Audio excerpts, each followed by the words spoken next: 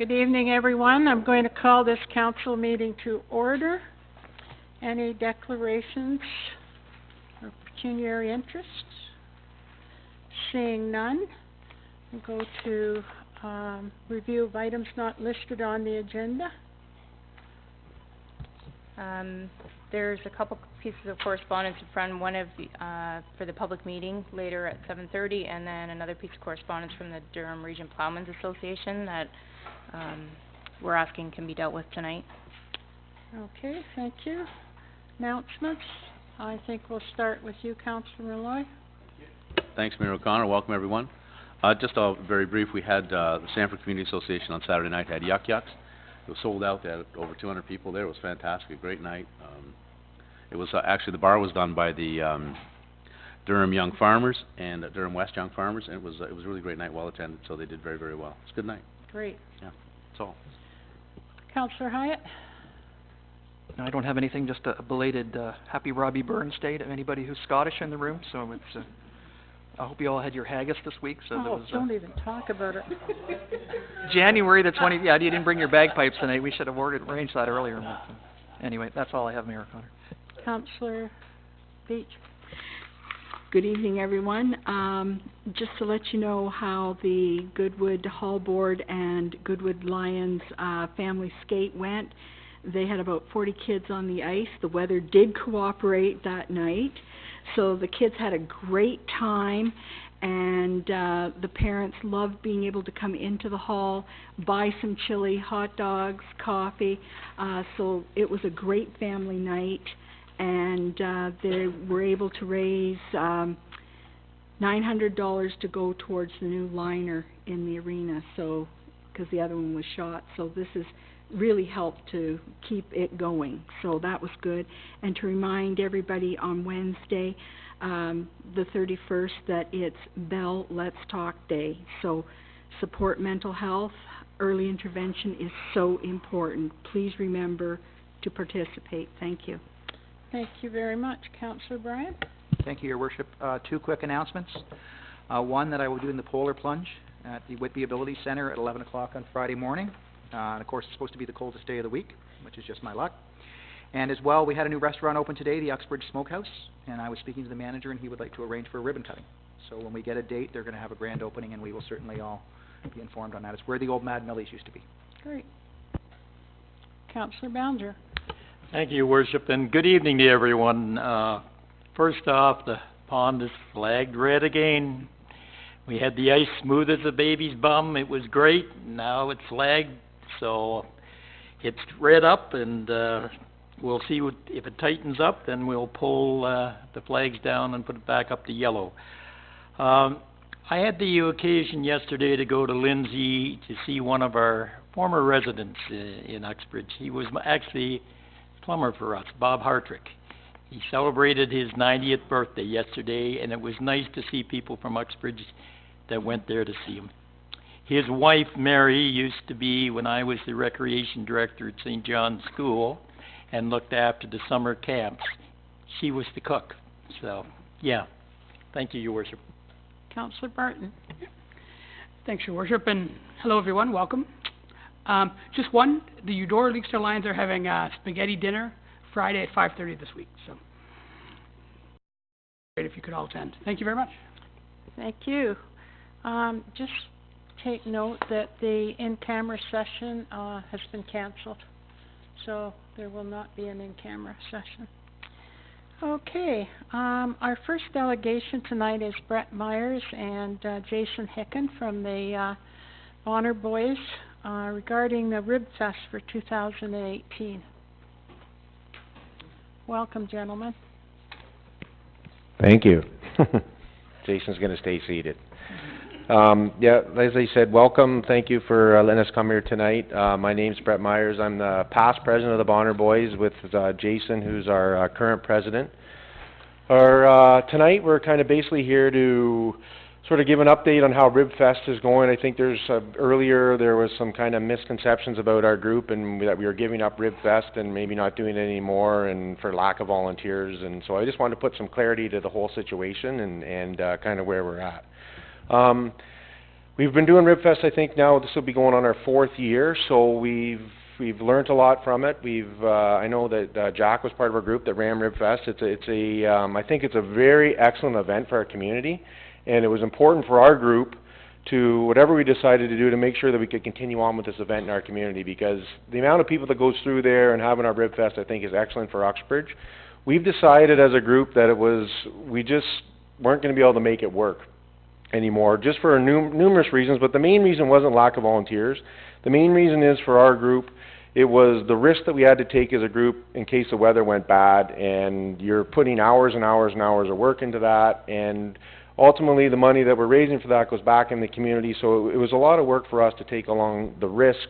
If, luckily the weather was great for the last few years, but our group was going through some kind of a transition, so we decided that we're not going to be able to run RibFest partake as ourselves, so we approached all the different groups in town first. Like, we put a lot of thought into it. We talked to the Rotary Club, we talked to the other groups, if anyone's interested in doing RibFest. So what we've come up with, and basically we're here to kind of sort of get your stamp of approval, what we think would be the best thing for our RibFest to continue in the community is, there's a group called the Northern Heat Rib Series, who they are Canada's largest RibFest provider. They host 15 RibFests in Southern Ontario right now, and we want to go into an agreement with them where basically they will really run our RibFest for us, keep it at the same weekend, really giving us sort of control, but really they are doing the entire RibFest. There wouldn't be any Bonner Boy stuff on the RibFest. It would be the Northern Heat Rib Series. We've met with them a few times. It was important for us to, because we have a 10-year lease on the park, it was important for us to, we don't want to, we're nervous, we're not nervous, we're confident in this group, but we want to also be in control, so if things don't work out, that we can ultimately come step up again and make RibFest happen, so it's going to continue in our community. So we're basically, here to ask for your stamp of approval that basically we're going to have this group come in and rub the entire RibFest for that weekend, and in exchange they're going to give a donation to our group to go back to communities. So there's still going to be some financial donation coming from it, but all the risk and everything is going to be passed on to Victor Anist is the guy's name. They run this Northern Heat Rib Series. They got a great website. They're doing it all over. They've been doing it for years. We've talked to other places that have had the RibFest there, and they said the people are great to work with, very professional, very organized. It's important for us that it continues on with the same sort of caliber that we've had in the past here. So that's what we're here for, to ask for your stamp to say that we're okay to do that, I guess, and so we can move on and go from there. Okay, thanks, Brett. I'm just going to ask the CAO, she has the contract in front of her that we have with Bonner Boys for that event. So maybe you could, Madam, show us or tell us, what's in the contract and what procedures we'd have to do to change it if that was the wishes of council. Well, I haven't looked at our contract. Well, you go ahead. I know what our contract says. Okay, but I'm not sure the rest of us all remember, Brett, Okay. so. Okay, so the council has agreed to allow the Bonner Boys to have sole use and exclusive use of the park. I don't believe, and I haven't actually read the whole agreement over, but I don't believe that they can transfer that risk to somebody else. Council's agreed to allow them free use of the park. They just have to cover the costs associated with any staff time. But transferring it over to a private group, you're saying that that group then would be responsible? No, we'll ultimately be responsible. It would be your insurance that would be covering They would have the event? insurance, we have insurance too, right? They'd be on there. Basically in our contract, there's nowhere that says we can't it's kind of it's not really a sublease, but these events don't work for these groups if it becomes, like, they do these in other groups with all these places because it doesn't work financially for the groups to continue on RibFest if they can't sublease it from us, because we have an excellent deal from the township. If it goes to if this was, say, a public company coming in and wanted to use the park to do it for that week, then RibFest doesn't go on. Because it's not a money-making, it doesn't make sense even for, when we've seen the financials and Jack's seen the financials, it doesn't make sense for someone to come in and use that place and use that park with what, if you didn't have the same agreement we had for the Elgin Park for the weekend. So just a quick question, then I'll go to the counselor. How much did you make the last year? I think last year we ended up with $12,000, Okay. and that was with perfect weather. Yeah, maybe I can just carry on for a minute. So they have to provide us with audited financial statements, March the 1st. That's one of the conditions for the free use of the park. The licensee shall provide the township with a list of current directors by July 1st. So we will be expecting that we'll get the audited financial statement March 1st. And I think the big thing really is going to be around insurance. You've got an agreement with the Bonner Boys for the free use of it. You're going to have, and the question then becomes, is the Bonner Boys actually going to be insuring this event, or is this other group being expected to? He's gonna have the insurance on the event. There'll be no insurance gap. I'm an insurance broker, so like I know the insurance world pretty well, and there'd be no insurance gap whatsoever on that. We carry our own insurance as an organization. He would be required to have the standards that you guys put out for people to have insurance on your events. So he would know what you guys require for insurance. He'd have to get his own insurance out, but we have our own insurance as well that covers our events, and that's one of the events on our policy every year that we would have covered. So it's Right, and I think from our perspective, what we would probably do is we would just have a quick chat with legal, just on, we've got an agreement that speaks to the use of it, and how that would have to possibly be amended if council was to agree to it. Councillor Ballinger. Thank you, Your Worship, and thanks, Brett, for coming in. I echo your sentiments when it comes to the Rib Fest. Having run it with the late Dave Kaza for the Legion for 3 years, there's nothing in it. Time to go through the volunteers, and you really gamble that you're going to have, you get the perfect weather, there's nothing left. So, Well, I have some red Sorry, flags. they made 12,000 last year. Yeah. That's And if you worked it out in the amount of hours and everything, it's way below minimum wage. way below. Okay. So, and I will. I received an email on December the 7th. It came from Victor Anist. Victor Anist is from Kentucky. That's where he comes. It's Kentucky Smokehouse. Actually, it's from Bear Creek, Kentucky. He joined the Northern Heat Rib Series up here in Canada. There was 65 Rib Fests last year in Ontario. They handled 15. Couple things have happened. Number one, there was a lighting incident in Toronto at one of the Rib Fests where the lights fell off the stage. Okay, if it's still under investigation, I don't know. The guy that originally started the series, the guy that originally, and the reason I'm doing this is because I'm chair of Parks and Rec, and I'm concerned about the people that go in the park. So are we. Okay, and I knew you would be, and I'm worried about your reputation. So are we.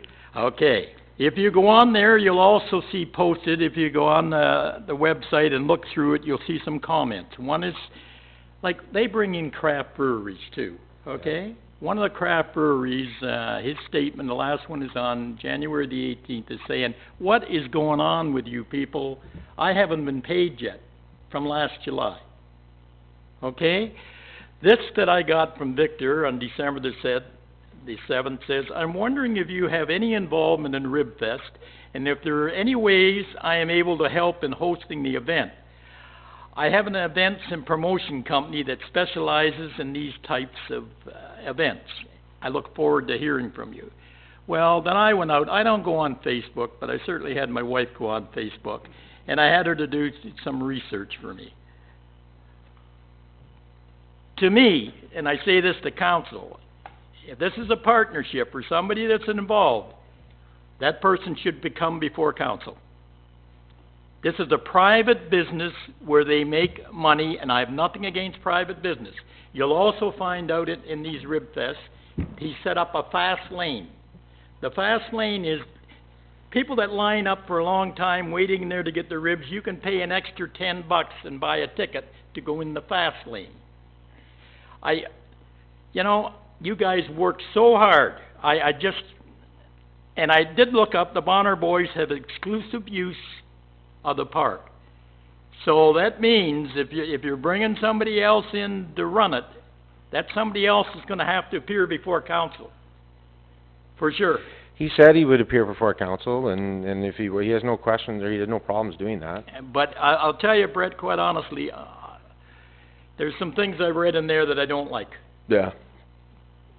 Well, you read stuff all the time that you don't like about different things. You can take, I've met the guy, I've talked to him, I have an agreement with him, like, we're not gonna go in blind, right? We're gonna make sure we're prepared, we make sure our reputation is important for us to continue it on. But if there is going to be lots of pushback, lots of things, then, you know, our group right now is in the process of trying to come together to do another big project in the community, right? So we're trying to, you know, do things, we wanna work with the community and do all these things, but you know, we want to make it as easy as possible as well, too, right?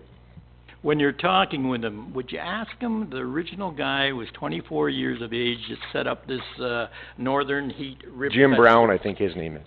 That's correct. Is he still involved? Yep. Okay, thank you.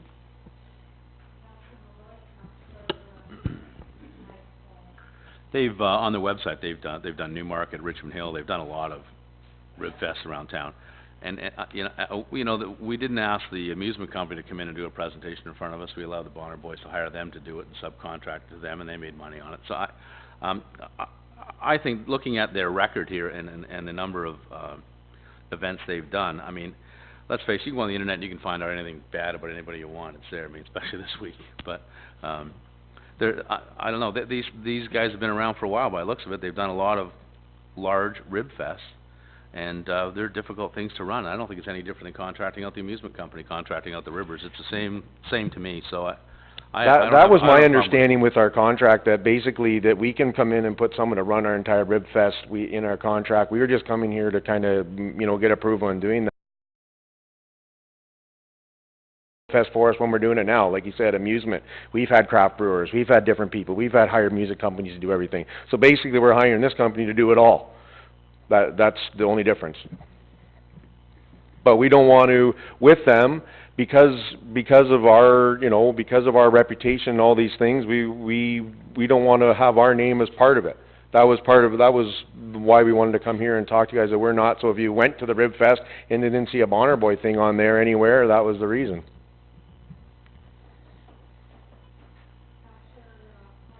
Yeah, I'm glad you brought up the other, thank you for the presentation, by the way. I'm glad you brought up that other subcontractor thing, because that's basically, to me, what this is. You're still in the picture, if you will. Again, if you guys are accepting the liability for it, that's fine. I mean, what I would suggest is that you and Jason and maybe a representative from this company and staff meet and just flesh out the logistics of it. Because we could go around here all night over. And that's why we wanted, that's why we wanted to be in control of it too, because we don't want to have someone come in and make our Rib Fest not, you know, like run crap and lights fall over and do stuff. Then we want to put a stamp on it, see you later, get out of our town. Absolutely. Because we live here, we've done a lot of things, we want to see what's best. Right. We want the best Rib Fest in Canada to continue to go, and that's why we, you know, so we've taken the time and done the thought, and to do the research, and this just didn't happen overnight. It's been months and months in preparation to what is the right thing for the community, and this is kind of what we've come up with. I think you guys are going in the right direction, and I hate to see this event go away just because you couldn't make it work. So, so I would suggest, if we need a motion, Mayor O'Connor, that they meet with staff. A couple more questions? Thanks, Brent. Councillor Beach? Thank you for your presentation. Okay, so if you're covering the event with your insurance, and they have insurance, so it's almost like you're doubly insured? Well, it seems to be the community likes to have lots of insurance on different things, so we don't need all the... the community gets sued constantly. But basically having double insurance just increases, you know, like everything we do, we provide our insurance company with an outlay of all the events we're going to do during the year, and then they base their premium on what those events are going to be, and then we list them. Rib Fest is one of the things we list every year, and it's based on our premium. So we'll have all the insurance that we need to have in there, and we'll make sure that policy so that we're protected, and we also have the town as additional insured on ours too. Also, Pat, was it Richmond Hill was one of the places that they've... There's Newmarket, Richmond Hill, Whitby, Ancaster, a whole pile of them. A lot of those, like Richmond Hill, Newmarket, did you check with each town there? I haven't gone as far as checking with each town, no. that's something I think would be important for you to do, just to know. We've done our due diligence where Yeah. we figure that it's done, we're comfortable with our decision. We've done our research, it's very important for us, our reputation. no. Very important. So we've done our due diligence, we're comfortable with everything going forward with the group, and we haven't talked to different communities, specifically about that, so, but they're there if there's concern to call them, and Okay, thank you. Councillor Bryan? First off, Brett, thanks for the presentation. I know there's some concerns here, and I just wanna start off by saying that, not speaking on behalf of council, but certainly speaking on behalf of myself, that I appreciate all the Bonner Boys do for the town. You know, you're certainly very big on giving back to the community, and that's fantastic. We want that to continue. I think if, as Councillor Hyatt said, if a meeting is set up with staff, and these questions can be addressed, and I'm sure Councillor Ballinger's questions can be addressed, then I think we can move forward in it. I think right now, because there are some questions circling around over exclusivity, over subleasing, all of these questions that certainly we don't have the answers to, so maybe yourself and the other partner could get involved and answer that. I think that would be fantastic, because we do want to see it continue. So I do thank you for what you do. Councillor Barton? Hey, thanks for coming in, Brett. I understand how much work RibFest is. I've helped out before, and I know the effort that you guys put in. And it's huge. I also have friends that work in the events industry, and when you run events for a living, you learn how to make money at it. And when you run, you figure out how to shave costs here and make sure that there's some profit. So I understand why you're going this route, that you can get a group in here that you'll have better relationships with the ribbers, so they always show up, and all of that part of it. When you're a major part of the business, it makes sense. I also want to protect the town. So, I agree with Fred. When you meet with our staff, we make sure that all the questions are answered. I have no issues with you guys doing this, as long as the town's protected, you guys are protected, and we get this event to continue on. It's a great addition to what happens in Elgin Park. So thanks, thanks guys. And just one more quick thing. I just looked, there's 5 bad comments on Jack's point of view. There's 5 bad comments. I've had 5 bad comments about me, maybe today online. So.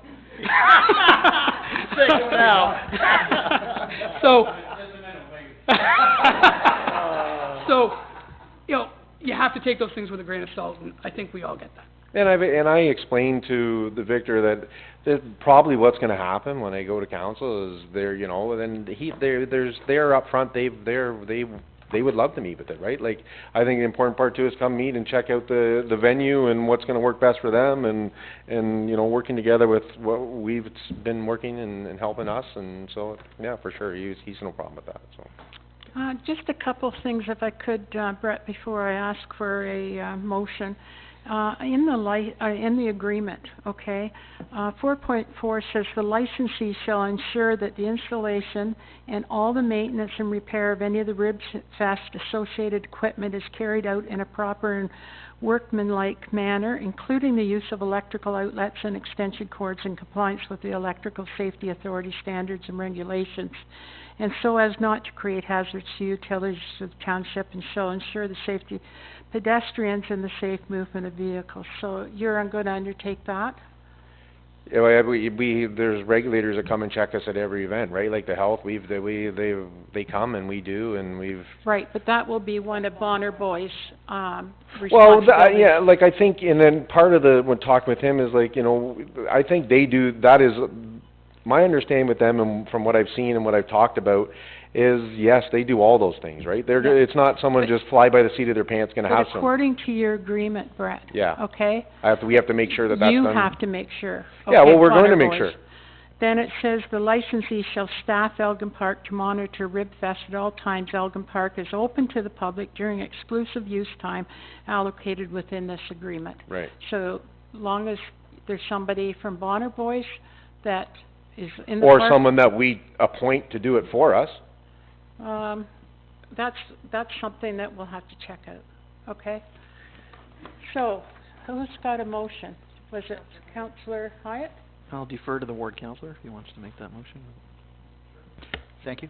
I'll make a motion that Brett and this gentleman from this company meet with staff to go over these questions certainly and come back with a report to staff that we can have these answers. And I think that comes back to Brett, we have to do our due diligence as well, and that's part of yours as well, but that would be my motion. Yeah, and it needs to be, that direction needs to go to the clerk and to the CAO. Okay, can I send that to the clerk and the CAO? And Just so that it doesn't put Bob in a bad spot, because Bob is a Bonner boy as well. Sure, absolutely, no problem. so do you want, Jack as the, Chair of Parks and Rec at that meeting as well as Bob? If Councillor Ballinger would be there, that would be fantastic. And maybe Jamie Okay, all right. So you've heard the motion. Do we have a seconder? Councillor Hyatt. All those in favor? Carried. So we want to work with you, Brett. We've just got to make sure that you're covered as well as us. Okay. Okay? Thank you very much. And, thank you, Jason and Brett for coming in this evening. Okay, approval of the minutes, the regular meeting of council on December the 11th, December the 14th, and, January the 9th. Councillor Barton, seconded by Councillor Beach. All those in favor? Carried. We'll set that up as quickly as we can, okay?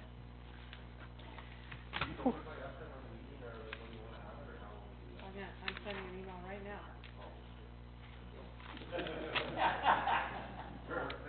Thank you. Wanna do correspondence first? Yeah. Correspondence, Madam Clerk. Correspondence item 1, Ministry of Agriculture, Food and Rural Affairs, Ontario Revitalizing Main Streets, Helping Small Businesses Grow Grant. Councillor Malloy. Motion to receive its grace, $53,000, fantastic, it's good news for a change, it's great. Okay, have a seconder. Councillor, Barton. All those in favor? Carried. Correspondence item 2, Town of Amherstburg, tax changes proposed by the federal Liberal government. Councillor Malloy. Motion to receive it. Okay. Seconded. Councillor Hyatt. All those in favor? Carried. Correspondence 3, Town of Lakeshore, reallocate infrastructure funding dedicated to municipality for stormwater management and drainage improvements. Councillor Barton. Yeah, I would support this. This is, with the amount of rain we're getting, this has become a major issue, and we need some help. Okay. Do we have a seconder? Councillor Barton, Councillor Ballinger. All those in favor? Carried. Correspondence item 4, Ontario Good Roads Association, request for support for municipal class environmental assessment process reform. Don't everybody gag. Receive for information. Councillor Hyatt? Didn't we send this to them, Debbie? Because in the therefores, it says the Township of Uxbridge's request for the minister. That's a draft resolution. I thought we sent this forward to, previously. Did we not? Or was I dreaming? I don't remember. You recall this coming previously? The resolution that they're giving is just a draft. I know, but all I'm saying is, it looks very familiar to me, so. It's almost like the one we've already dealt with. I just wonder if there's multiples of these circulating out there. It probably is. I mean, I don't have a problem supporting it, but if we're already doubling up, I'll, if you support it, I'll check. you just check? Okay. Yeah. I'll make a motion to support. Councillor Beach. With this resolution? Yeah, Yeah. that's fine. Okay. Okay. Correspondence item 5, Laurie Murray, President, Music by the Bay, live, request to declare the Last Waltz a celebration of the music of the band at the Music Hall on March 23rd, 2018, a municipal significant event. Councillor Malloy. I'll support the recommendation.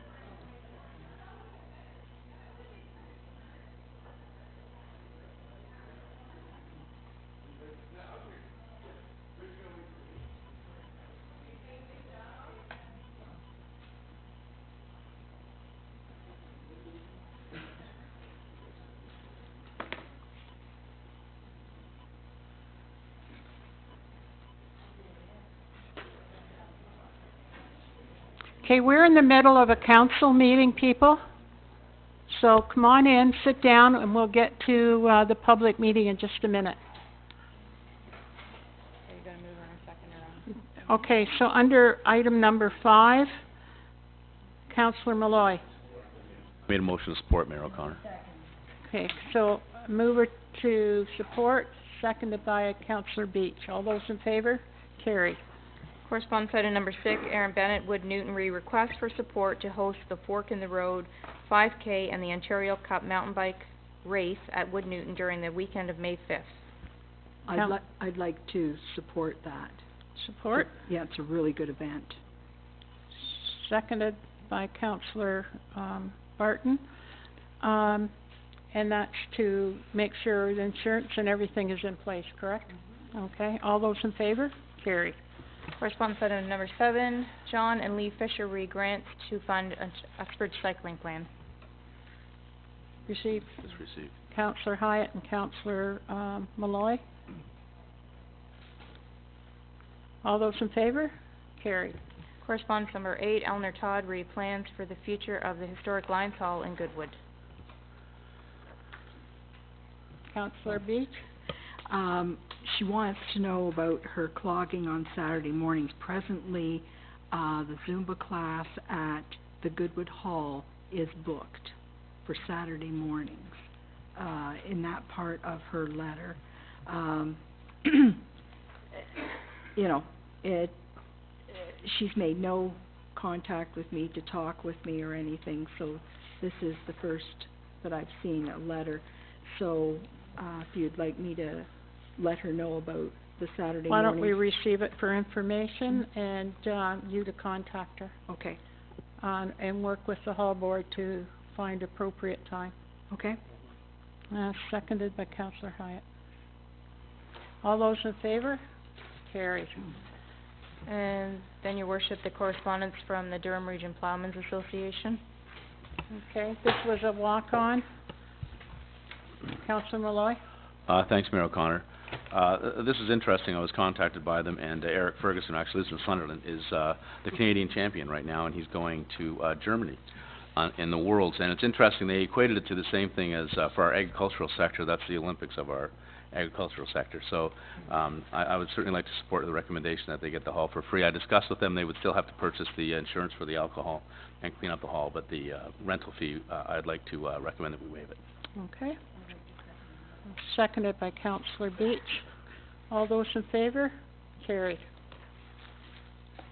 Okay, so I need a motion, please, to recess council, Councillor Bryan and Councillor, Ballinger, and we will go into the public meeting, through planning, and the planning chair, Mr. Hyatt, will, proceed with the public meeting. Now, there are a few chairs, ladies and gentlemen, if you wish to sit down. David, we'll need you at the front here somewhere.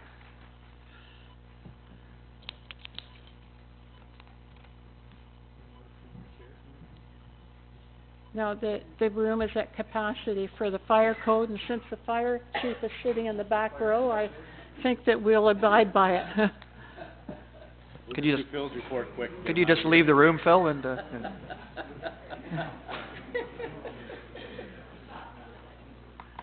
How many more chairs have we got over there? Just a couple? There's sign-in sheets and a sheet for people who want to get. Okay, thanks, Sam. Anybody else want a seat where we sit? All right. I'm going to call to order this meeting of the Planning and Economic Development Committee and ask if there's any disclosures of pecuniary interest or general nature thereof. There being none, this is a statutory public meeting which is being held pursuant to the Planning Act 1990 to consider an application by Evandale Developments Limited. This is for zoning bylaw amendment 2017-06, condo plan 2017-3, and the Region of Durham Files Plan of Subdivision SU 2017-03, and a Plan of Condominium CU 2017-03.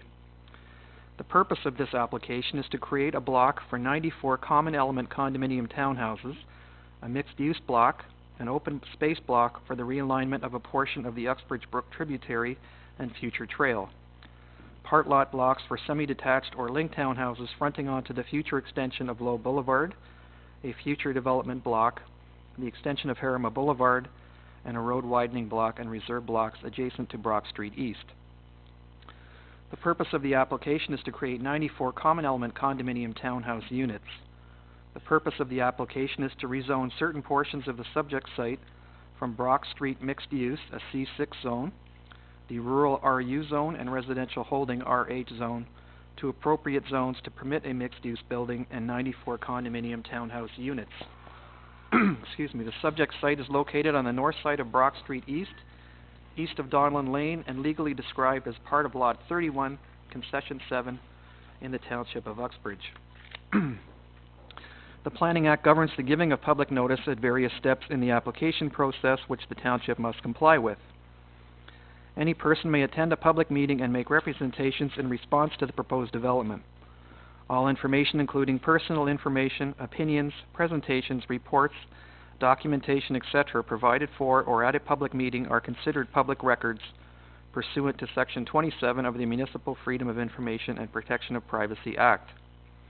This information may be posted on the Town of Uxbridge website and or made available to the public upon request. Questions about this collection should be directed to the Director of Legislative Services Clerk, Debbie LaRue, at 51 Toronto Street South, P.O. Box 190, Uxbridge, Ontario, L9P 1T1, or by calling the Clerk's Department at 905-852-9181, extension 228. The Township often receives requests for notification above and beyond what is required by the Planning Act. The Clerk's Department does not have the resources to respond to these requests, especially when the requests are general in nature. Therefore, if a request for notification is received by the Clerk's Department, they will notify persons as required by the Planning Act, and in addition, persons will be notified of any council meeting at which it is proposed that a decision will be made by council on an active matter, and no other notification will be given. The Township has made available other ways in which residents may keep themselves aware of matters being considered by Council. These include calling your ward councillor, checking the Township website at www.town.uxbridge.on.ca, by reading committee and council agendas, which are usually available in the Clerk's Department at Town Hall, usually by no later than the Friday prior to a committee or council meeting, or by calling the Clerk's Department to inquire as to its status. Thank you for your cooperation and understanding. So how we'll start tonight is we'll have a quick presentation by the developer explaining what they're proposing to do. Then we'll open it up to questions from committee, and then we'll open it up to questions from the floor. And just to remind everybody, if you want further information beyond tonight's meeting, there are some sign-up sheets out on the front desk out front, so make sure you fill those out if you want to be kept in the loop. So we'll start with the presenter. Excuse me.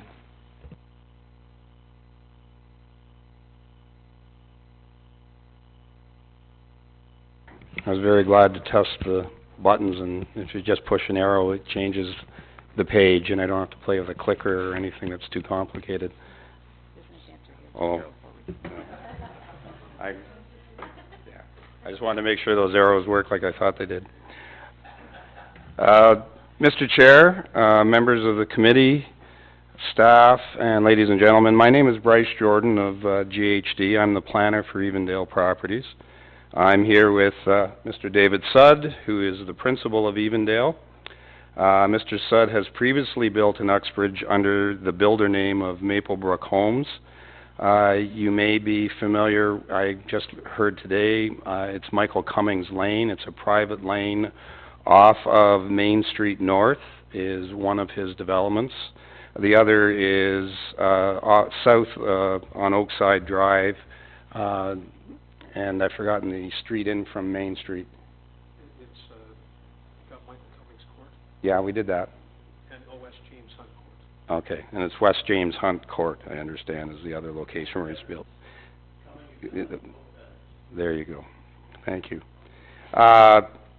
He has also had another approved development project that's under development, not built, on Cemetery Road near Toronto Street. This project will fill in the last vacant parcel on the north side of Brock Street at the east limit of the Uxbridge urban area, as you know. I wanted to start with the draft plan of subdivision. It sort of provides the bones of what is being proposed.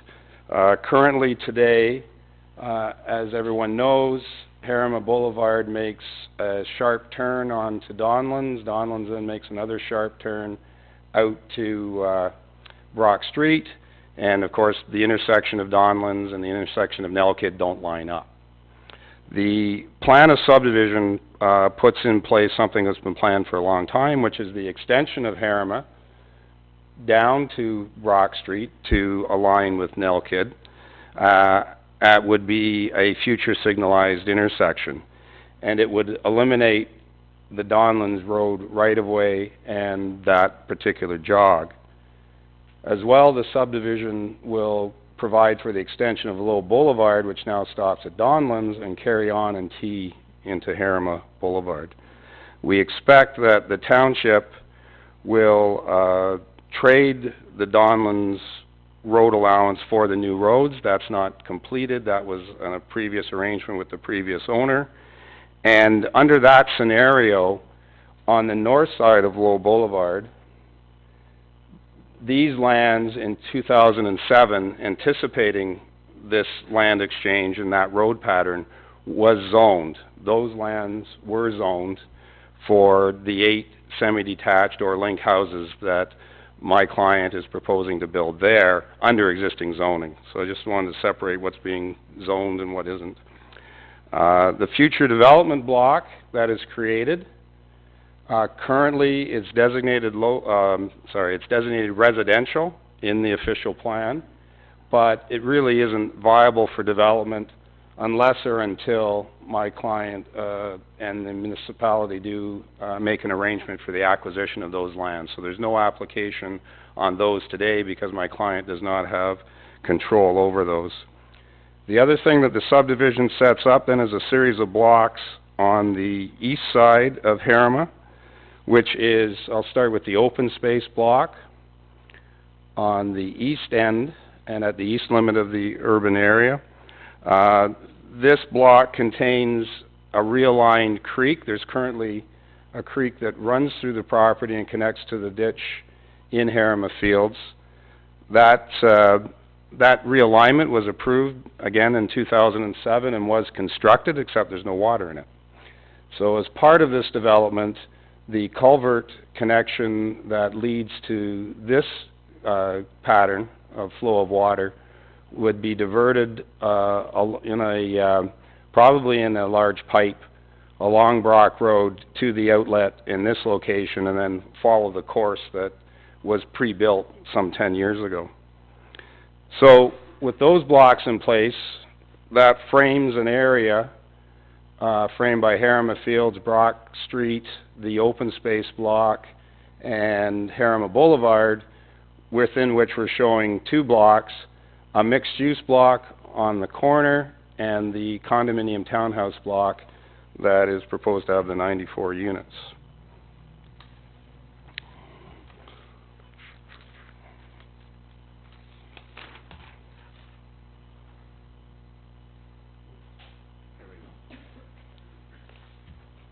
So this slide essentially focuses in on the area that's being proposed for the rezoning, the mixed-use block and the 94 townhouse condominium units.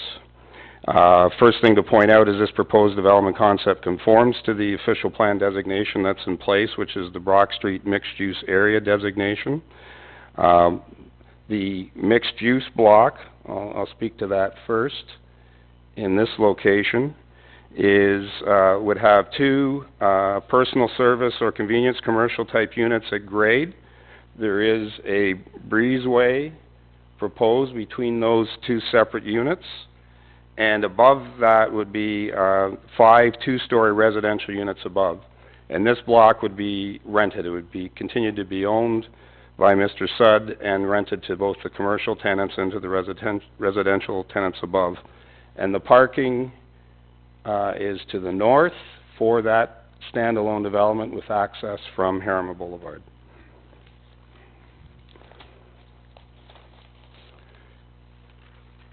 When we look at the 94 townhouse units, I'll just draw a line around those with this pointer.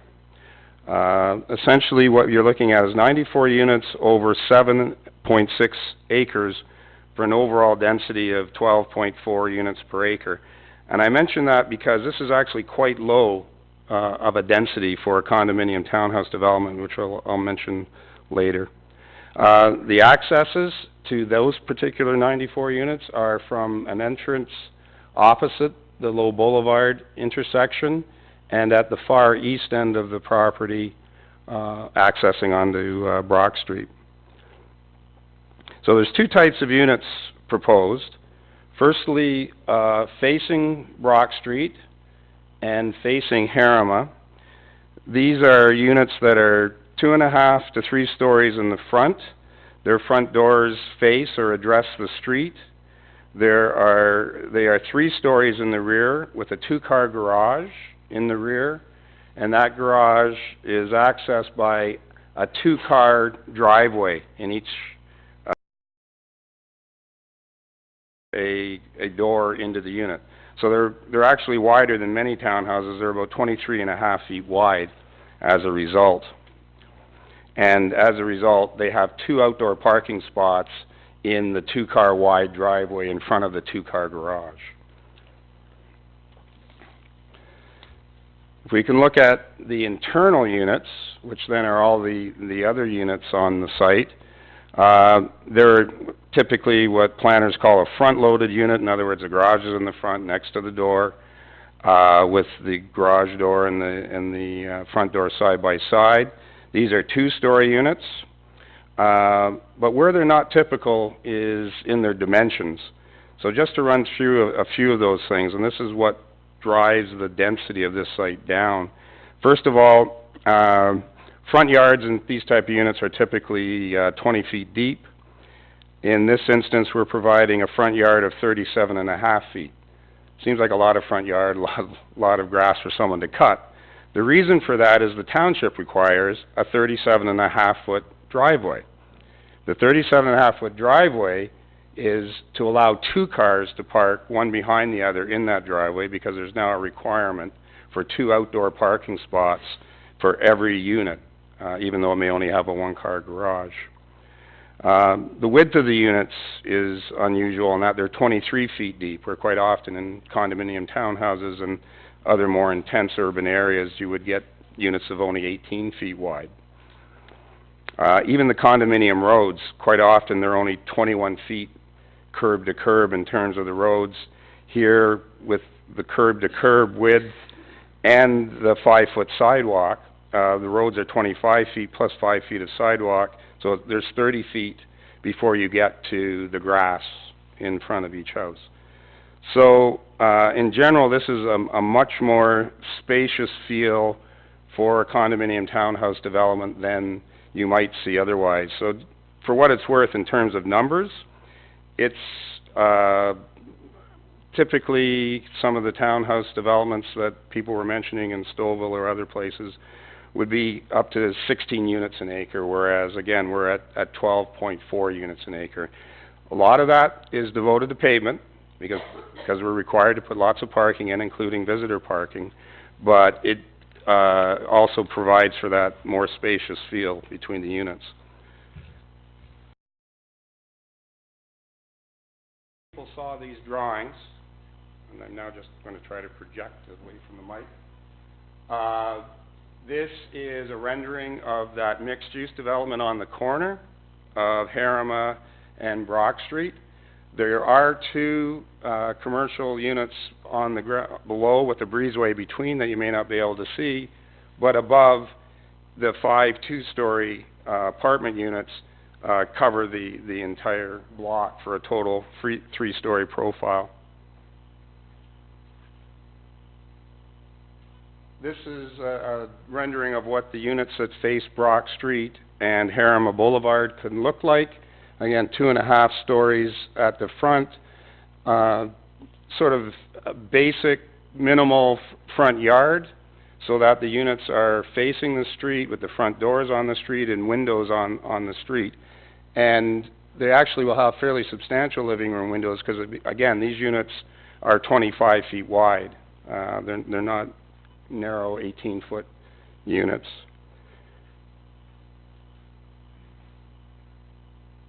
And then finally, this is a typical drawing of sort of townhouses that Mr. Sutt has built in other locations. We expect this to be typical of the two-story internal front-loaded units, except picture the driveway in front being a little bit longer to accommodate the two cars. Mr. Chair, I think I don't want to go on much longer. I think people have heard this from me earlier tonight as well. Will it open up to questions from committee? Mayor O'Connor, you're up first. Thank you very much, Bryce. I have met with Mr. Sudd, when, we were talking about this in the, pre-consultation, stage of this development. My comments have not really changed. I think that this, development, and I'll preface it with saying you build an excellent home.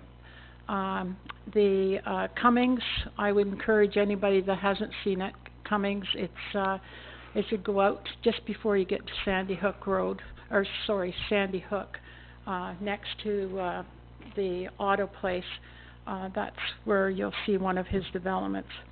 However, in saying that, I think this is way, way, way too tight. I understand 12.4 units per acre is maybe low in some areas. I just do not see that happening here. I have concerns about the units facing Brock Street. If you look, so looking at that, can you just draw a line there, the first street in off of Brock? The first street, right there. Yeah. Okay. So what those people in that second series of townhouses are going to see is nothing but a garage and pavement. They're going to be facing the garages of those townhouses, there's no place for trees, there's nothing. So they're going to be looking at pavement, because that whole thing is going to be pavement for the garages going into those townhouses facing Brock Street. So to me, that would not be a very pleasant thing to look at.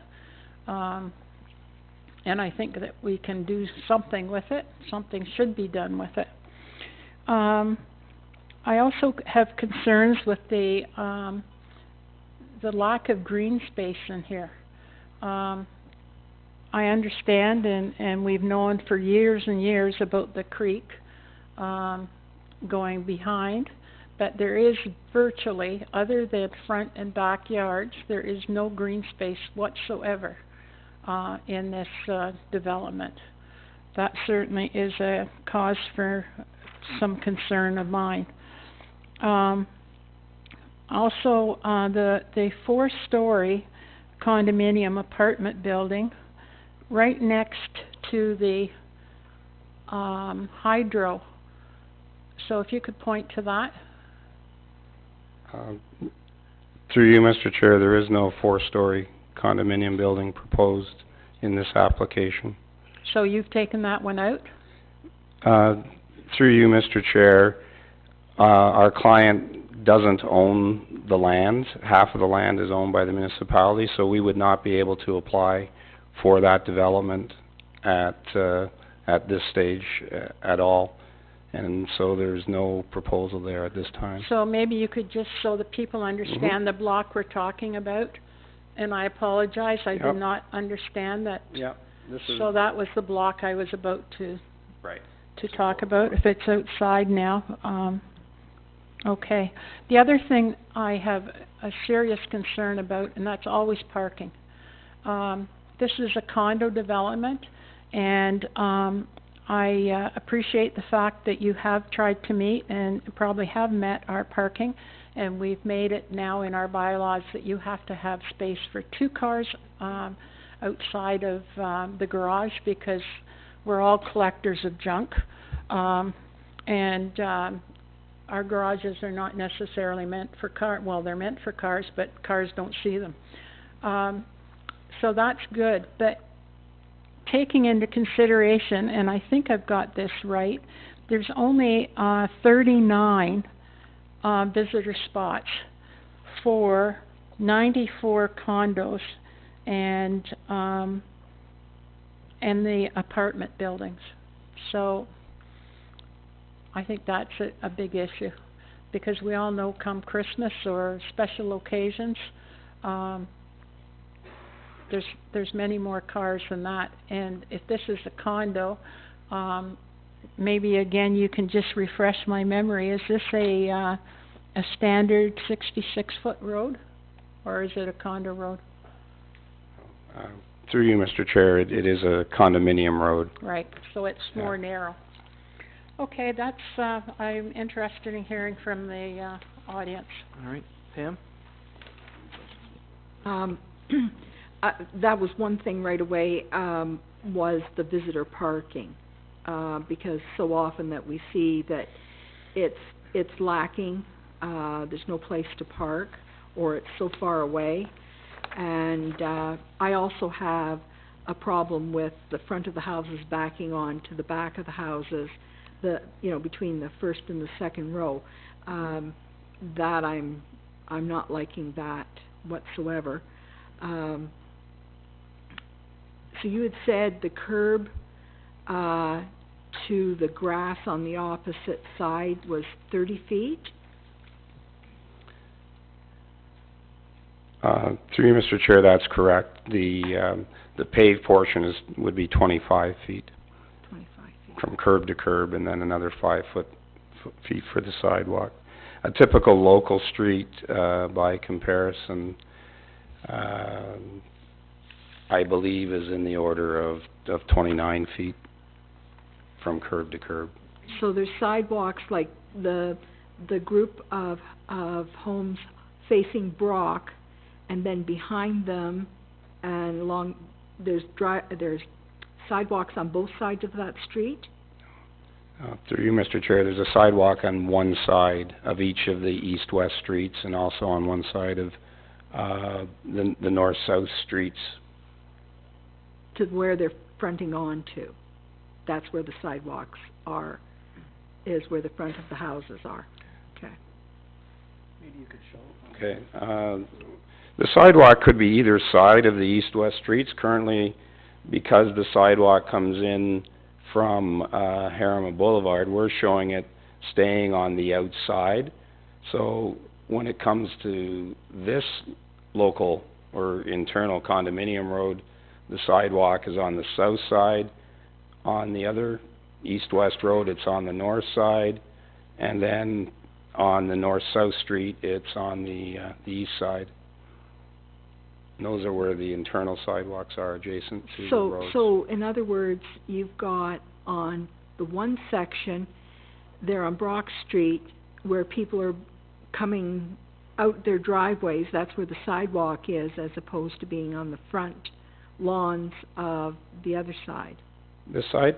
Yeah. That sidewalk could be on either side, whatever the municipality determines. That's where we're showing it today, again, because it's on the outside, which is kind of standard. Yeah.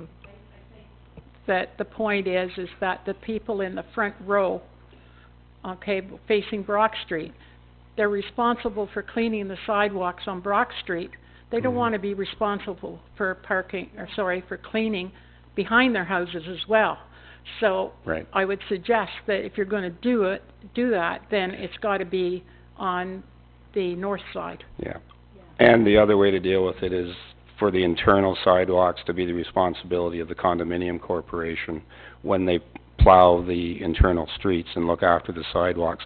Because the sidewalks and the streets are part of the same common element with the parking area. So they're more likely to be maintained by the condominium corporation. It's up to the declaration. Councillor Moy? Hi, thank you. I guess I guess it concerns me a little bit. One thing that we've talked about for the last number of years is low-impact development, and all of a sudden, we're big cheerleaders for it, and we're very involved in our environment and very concerned about it, and there really isn't any low-impact development here whatsoever in this project. Very little grass, very little area for water to run off, and I know you've worked on this for some time, but it just bothers me that we talk the talk, but we don't walk the walk, and here's a development coming in with really, there's no attention been paid to any low-impact development here whatsoever, and that does concern me. Can you tell me the distance between, so you have the driveways, it doesn't really matter which ones, what's the length of the grassy area between driveways? I'm always concerned about this because when you go to Pickering and different municipalities and you park on the street, there's never any room in the street because those little spaces are like 4 feet wide. It looks like it's substantial there. What is the width of that? If you were to park on the street, Right. what is the width between driveways? Right, I'm trying to do the math in my head, and I've done most of my work in imperial, or in metric, and that, I switched to imperial for You can give it to this either. presentation. We're bilingual here. The units are 7 meters wide? So then between driveway to driveway would be 8 meters. Oh, that's lots. Okay. Yeah, it's quite a bit. All right, but anyway, I do think there needs to be something done with the low-impact development, because really, I drive through Stouffville and I see the condominium masses that they built down there, and really they're just concrete jungles, and that's certainly something we don't want to see here. Those are my comments. Okay. We'll start, Councillor Pryor, move that way. Thank you very much. I had a couple quick questions. Certainly the parking was an issue, so I'm concerned about the 39. So, and a lot of them have already been asked. I guess my next question is, looking at the front and the back and the grass, is this one of those locations where people are going to have 2 lawnmowers? You know, sometimes you can't get your lawnmower through the backyard or anything? How do you cut the back lawn and the front lawn? It's the same way people do it in other townhouses. They maybe need 2 lawnmowers, they maybe make friends with their neighbors and work out a deal. Yeah. Okay. So it's always a concern of mine. Don't want to be the guy who buys 2 lawnmowers. Okay, thank you. Councillor Ballinger? Thank you, Mr. Chair, and through you to Bryce. Just a couple things. You know, I sit on climate change, and I'm looking at that, and I'm looking at pavement and everything. My thing I have down here is the lack of green space, and was there any thought of the water runoff, of putting rain gardens through there? Low impact development so that the runoff of the water doesn't come down. Is your thinking that you're going to have a stormwater management pond? Okay, again, through you, Mr. Chair, there will have to be on-site stormwater, much of it control, some of it will be underground, and I believe that there is the opportunity as we go through looking at how that stormwater is going to be retained from a quality perspective as well, but no actual ponds on site. It's more infiltration galleries and those, we'll call it more passive approaches to stormwater management. Because I've seen places now where they put in the rain gardens. They're beautiful, and it adds green. I mean, in Uxbridge, you know what, we got so many open spaces. And when I look at, I understand intensification, I understand the way the policy is now, put as many places as you can on the smallest piece of property. Well, you've left some room here. I just wonder if you could put some stuff in there, more trees, that kind of stuff. We'll certainly look at that going forward. Councillor Burton? Thank you very much for coming in, through the chair to you. The things I like when you're driving in to our town from the east, I like that it's well treed, that you don't just see a whole bunch of driveways on Brock Street. That's a positive. Can you explain to me the commercial section? How many units, commercial units, do you expect in the lower portion? Through you, Mr. Chair, the mixed-use development, when we look at this plan, is actually just looking at the ground floor as it's currently proposed. So there are actually 2 distinct units on the ground floor with a breezeway between. One is about 2,000 square feet, the other is about 3,000 square feet. The official plan has some fairly specific ranges of sizes of units you can do in an area like this outside of the downtown. So as I understand those current regulations, we would be more or less restricted to one use each in those separate, distinct buildings. They don't merge together. You can't put in new demising walls. You're more or less stuck with those two units. And then above that, so that this breezeway is covered, is a floor that will actually become 2 floors of 5 two-story apartment units above. Okay.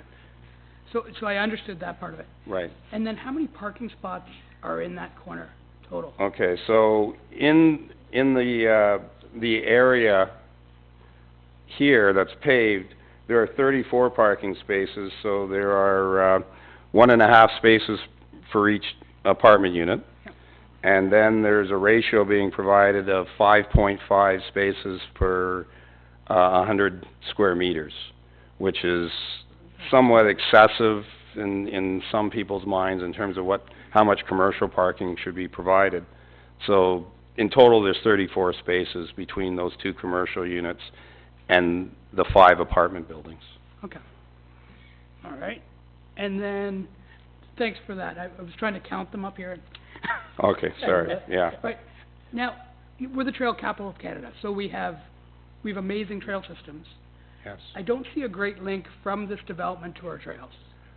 Okay, so in your official plan, there is a trail shown on the east side of town, linking into Harima Fields, and frankly, I wasn't sure exactly where it may be proposed south of Brock Street, but I can tell you that the intention in this block, where the Realign Creek is being set aside in a block of land to be dedicated to the municipality, that the trail component would be on the west side of the creek, connecting into Harima Fields.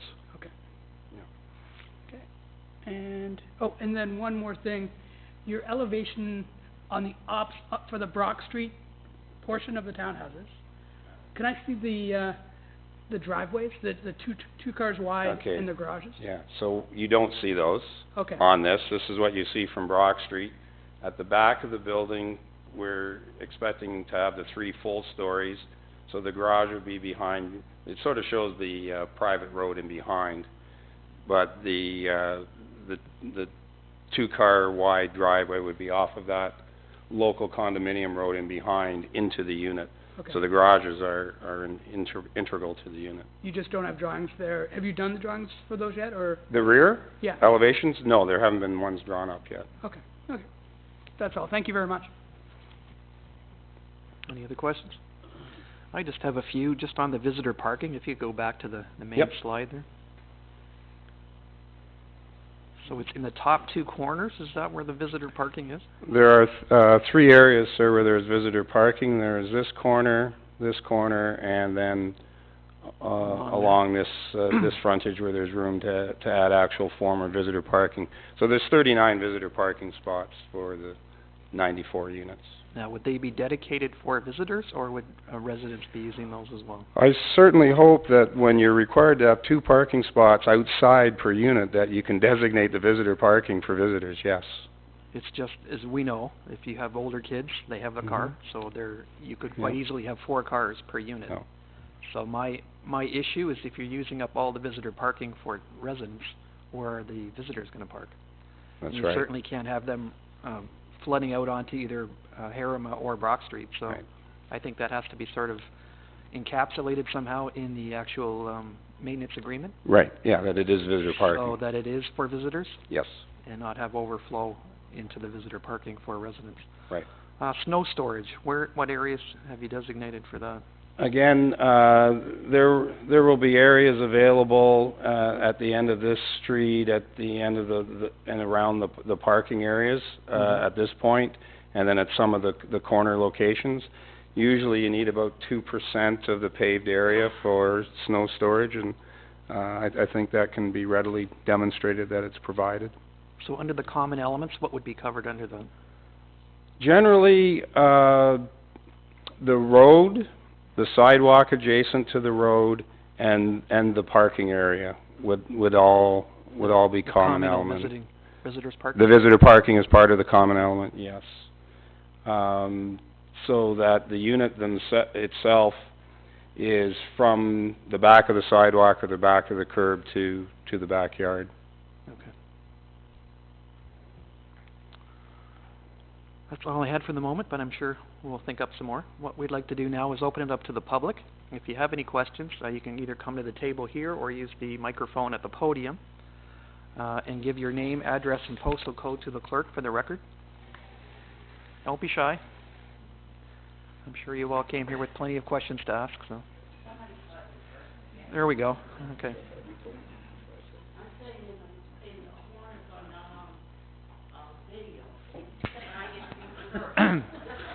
Yeah, let me get this up out of your way. Can we get your name, address, and postal code? Yeah, I know. I've been doing this for years now. Gail Sanderson, 7909 Durham Road 30, Mount Albert, Ontario, LOG 1M0. My husband and I, the other day, we drove over because I wanted to see this area, because since we're on the other end of Uxbridge, closer to the York region, I was curious to see what this open area with the amount of dirt that somebody told me was there. With this site, I'm always concerned about the winter time, and where does the fire trucks go? Where are you, sir? Sorry. The fire trucks. Like, where's the emergency road? You might want to come up here, Bryce. It might be easier, and then just answer the questions as they come up. I'm gonna be answering questions from up Yeah, here. all the microphones work. You just have to move them around a bit. Information then.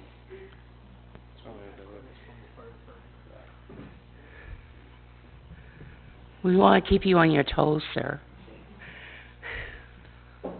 That way you have a seat instead of jockeying for position up there.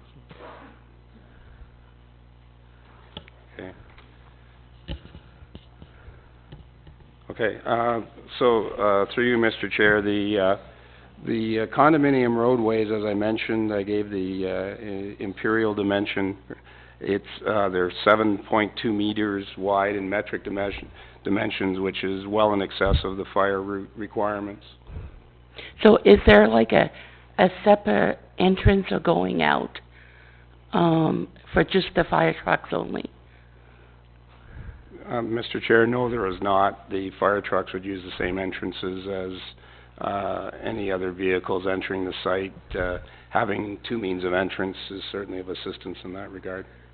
So so are people allowed to park on the streets at all? Again, through you, Mr. Chair, no, there is no intention for vehicles to be parked on the private streets. So and what about on Brock Street? When the people are coming in on Brock Street and the fronts are looking out on Brock Street, they still will have to go into the visitor parking.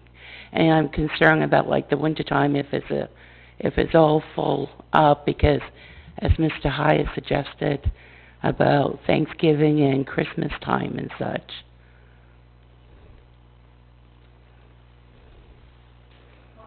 If I could, I think what the gentleman said before, Gail, is that there's 2 parking spaces for each unit. And and then if you don't use your garage, there's 3. I mean, if you use your garage for a garage, there'd be 3. And, if there's more than that, then we have the 39 visitors parking.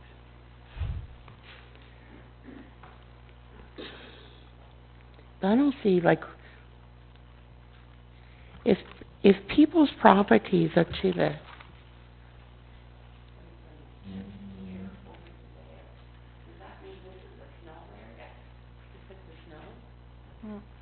Is that the 2% at the end, where you don't see the trees or whatever? Is that what you mean by the corners, where you would put snow? I think Do you the understand what I mean, sir? I think the snow is up where the visitor parking area is that what I... No, but, No, I think, yeah, I think the question is the typical sort of exterior side yard. No, I don't, those, oh, excuse me, this is on. No, the exterior side yards or the corner lots aren't where the snow storage areas would be that I had indicated. They would have to be, sort of distinct from the units. There is room, for example, adjacent to this, parking area where, yes, it's next to the unit, but would be, a common element area that's not part of the unit that could be snow storage in that case, but not at the corners, no. Not at those corners. This corner, yes. Thank you. so that block 1, is that just a living quarters too?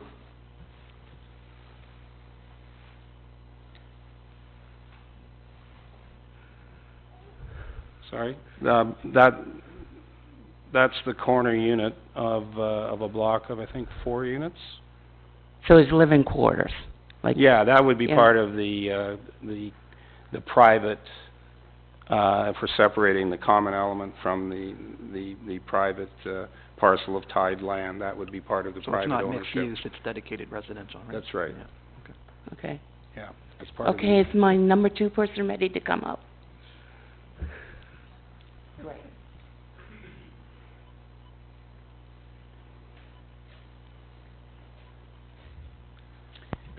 Good evening, Jennifer Myers, 7 Maunder Court, L9P1W3. First and foremost, I would like to echo the majority of comments that have been made by the councillors present, that certainly I personally would like to see a lot more green space. One of the reasons moving to Uxbridge was for the low impact residential areas and all of the green space in the trail system. And so some designation around the trail system and some more green space would be ideal in this situation. And also the comments about parking and others that were made. I have a couple of questions, one primarily about construction. I can understand the expansion or the extension of Haramo will cause, some construction issues in that end.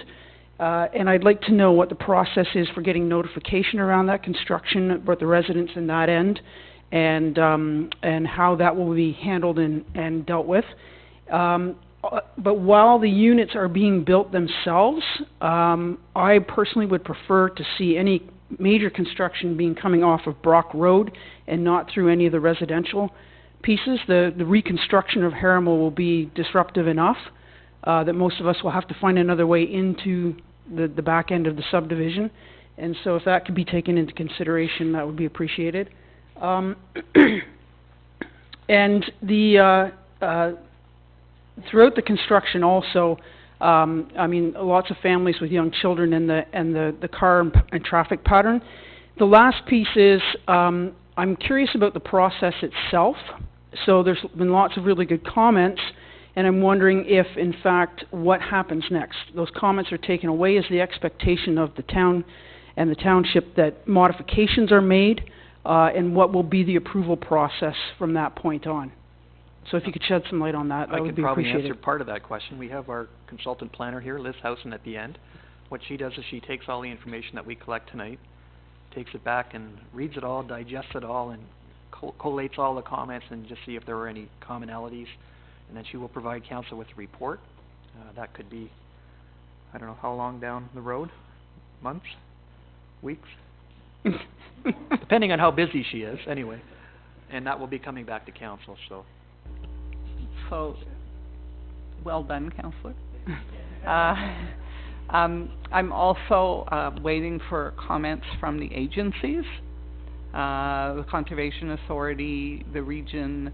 The region also has a role in this because they're responsible for the plan of subdivision and plan of condominium approval. So we'll work closely with them to coordinate the approvals.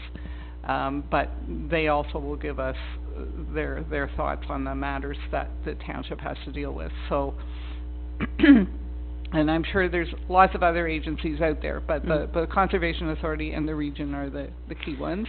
We'll listen to them, we'll listen to everybody tonight, and then the councillor is correct. I'll prepare my planning report to council, and council will make their decision. So the decision could be that you ask for modifications, or you approve the plan in whole, or a variation of that? That's right. Okay. Thank you. Okay, thank you. My name is Michelle Bagshaw, 141 2nd Avenue, L9P1Z1. So my first comment is it's a little bit of a concrete jungle. My flow, and whether there will be a traffic light and what the traffic light will consist of, whether there will be, you know, a crossing for young children to get to school, whether it will be a crossing guard there, what will happen with the plans. I'll let the developer answer it, but they have to do a traffic study, which will be approved by the region because it's a regional road. Okay. So the region will determine how the signal is put in place and the delays and the crosswalks and all that kind of stuff. Is that what you're asking? Yeah. So that would be coming as part of the application. Okay. And again, Liz would be reviewing that as part of her report. So. Okay. One other question is, what is the actual size of the green space that shows the stream going through it? The size of it? Rough, yeah. Yeah, What are I'm the not sure. dimensions of that piece of? Do you know what that dimension would be? Yeah, Mr. Chair, it's almost 2 acres. In terms of its width, I can't be precise, but it's in the range of 40 meters wide. And then my last question is, the distance, the widths of the streets that are inside of the complex, how do they compare to the widths of the streets already in this subdivision? Just for visual, the rest of the subdivision has quite wide streets. It's very open. There's a good distance from the sidewalks to the fronts of most of the homes, so it's very spacious. I'm just trying to get a visual on how this compares. Do you have the dimension of the actual road? Again, Mr. Curb to curb, a municipal street, local street, usually 8.5 meters. These streets, curb to curb, are 7.2 meters. So they're certainly narrower than a local street, but again, wider than most condominium private streets. Okay. Does that answer your question? Yes, it does. Yeah. Thank you. Dave, could you wiggle that mouse up there? Everything's starting to fade. Thanks.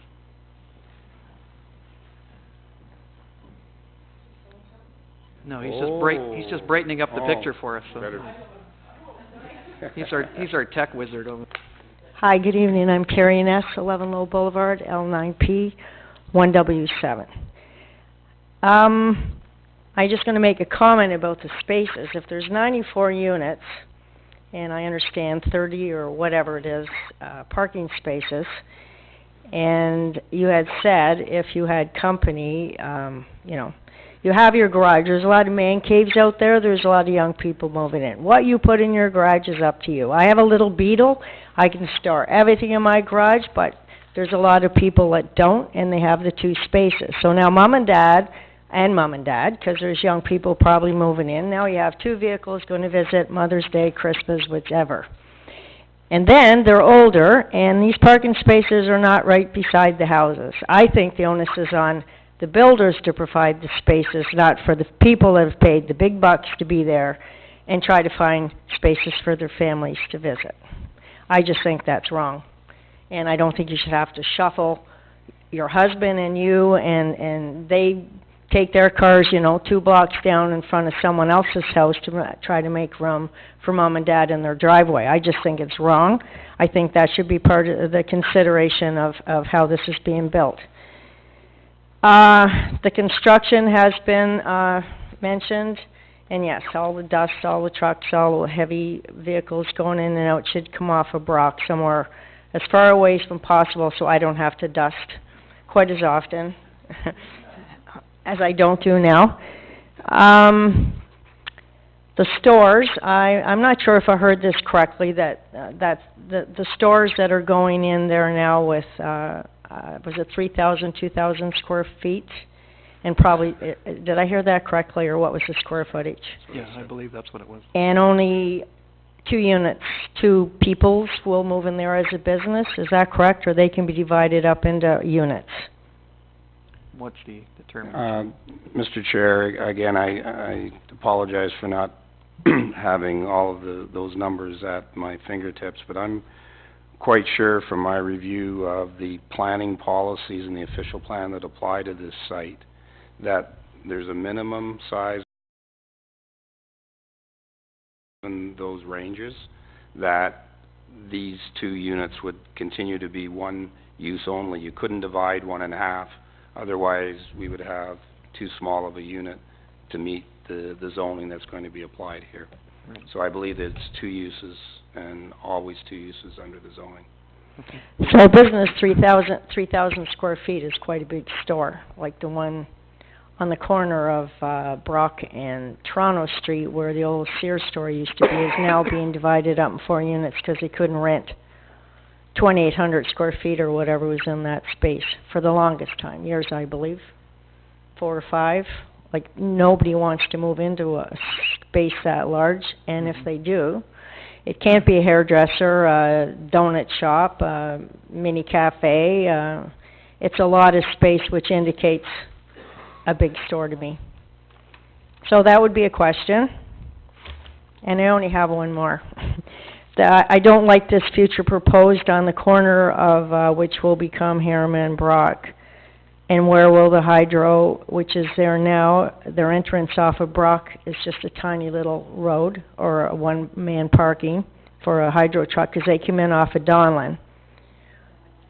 And so if future development butts onto, which is now Donlin's and the hydro's property, that one corner house, how does hydro get in there? They can't. The fence, the hydro, the safety, there's a house right next door, so if Donlin disappears, how does hydro get in? In future development, somebody has an idea. If this is part of the town or part of the planner, somebody has an idea for that future development. And a future development doesn't just cut it with me. Somebody has an idea. This was not all planned, and somebody's sitting there now going, gee, I wonder what we could put in there. Somebody thought of something, and I think that something should be mentioned. There's no way this was all paid for and planned without something. And so future, what is the idea? I just want to know what the idea is, and whatever it is, why doesn't it say future development for, you know, a park, a pond, something. I just think it's important that we know what that is. All the rest is going in, and you're leaving us with this blank, and then what? And that would be all I'd have to say this evening. Thank you. Did you want to comment, Mayor? What I can say is that at this point, there's nothing going in there because of ownership. But what was presented, and it could change drastically because of the ownership, it was an apartment building. Now, that will have to come back through here, I believe, if that application is made. But if I heard from from Bryce, that's not on the table. We're not discussing that. That will be a further application, planning application in the future, when the land ownership is sorted out. Okay. So nothing at this point, and it will. Well, hydro, I'm sure, will have something to say about anything that goes in there, and as will, I would think, Department of Health. So I just, you know what, we can't say anything. There will be something may be proposed in the future, but that application isn't before us at this time. Anybody else have any? Oh.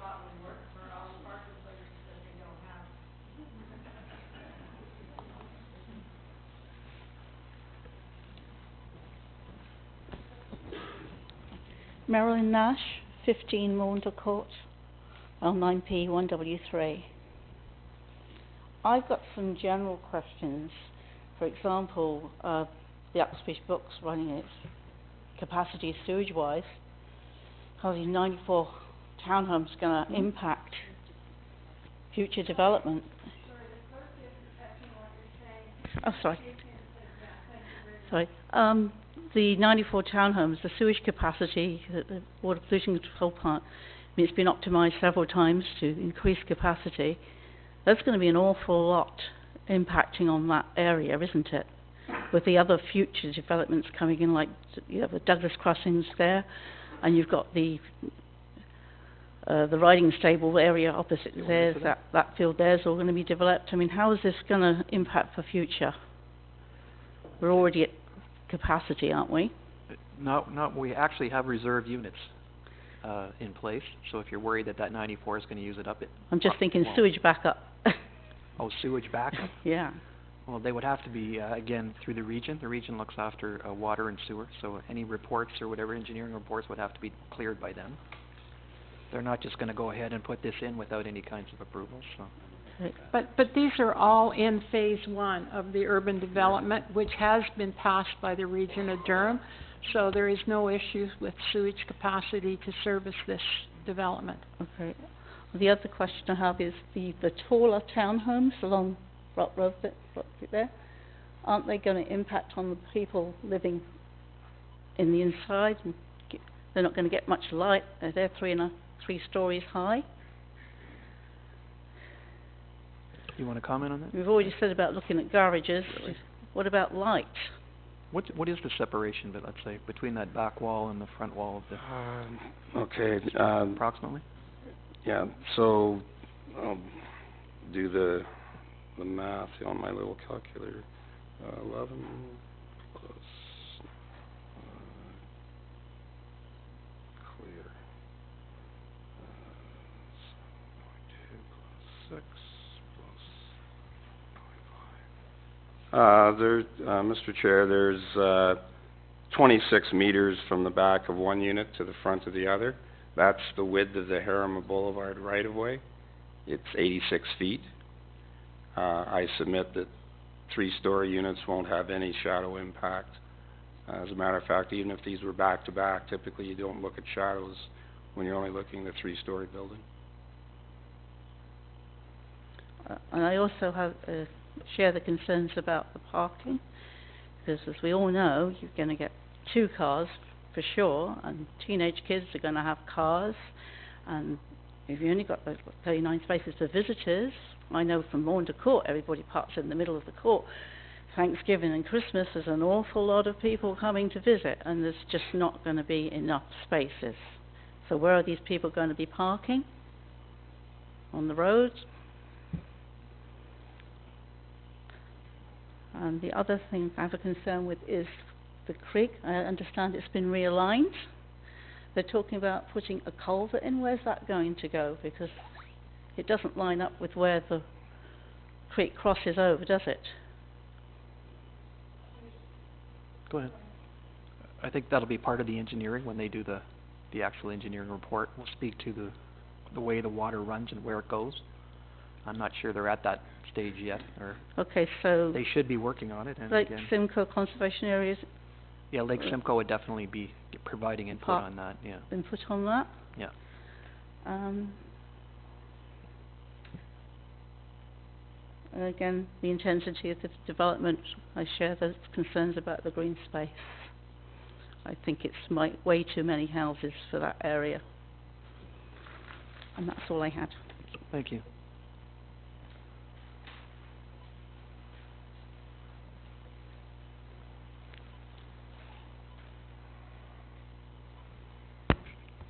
Cameron Allen, 10 Maunder, L9P 1W3. Couple concerns. First one being the speed of cars coming through Harama. If you straighten it out, I believe that will be used as like a speedway kind of thing for people coming out. And second, if you do end up putting lights here, I could see people trying to essentially beat the light and cut through the new development. But I was wondering if there's any plans of speed humps or anything like that.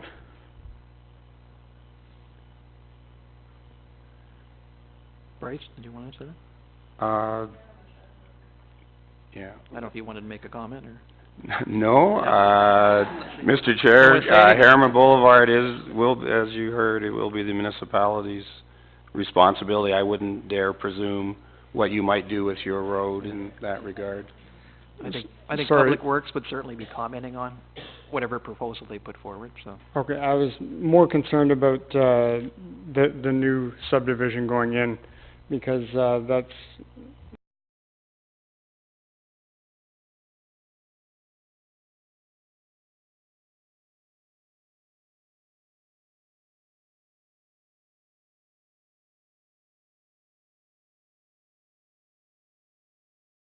plan of some sort go in. They will definitely have to submit one, for sure. Okay. Yeah. And another thing is, it's just something that I've been dealing with a lot lately, but handicap accessibility, like people in wheelchairs and that sort of thing is a big, something that people need to look at, because there's a huge wait list for people in wheelchairs to get into either apartments, housing, anything like that. And looking at every picture, there's steps going into the house. So it makes it impossible for anybody that has mobility issues to get into the house. And I would like to see maybe that possibly looked at. Certainly. Thank you. Dave, could I ask you to work your magic over there where people are starting to peer at it? There you go. And, sorry, the last thing, I was wondering if the plan from the region or the township was to take this construction and possibly upgrade the existing subdivision, being as like fiber optic and that sort of thing, if that was at all thought of. I'm not sure. That's a good question. Maybe Mr. Sudd can answer that. Is there any fiber optic going into your new house? I don't know at this point. You know, it's early on. Okay. That's certainly a good point. Okay. Thank you. Thank you.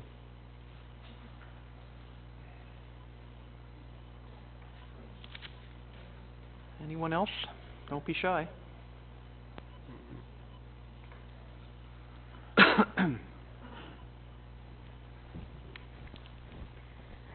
Eileen Wilson, 8 Remian Crescent, L9P1V3.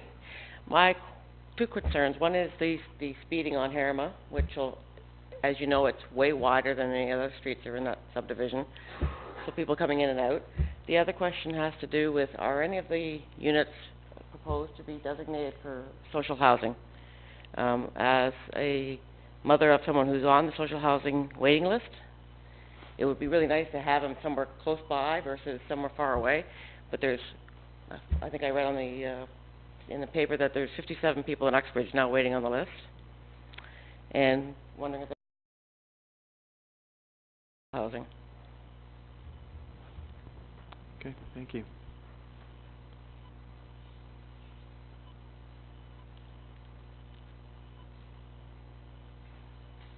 Anyone else? Don't be shy.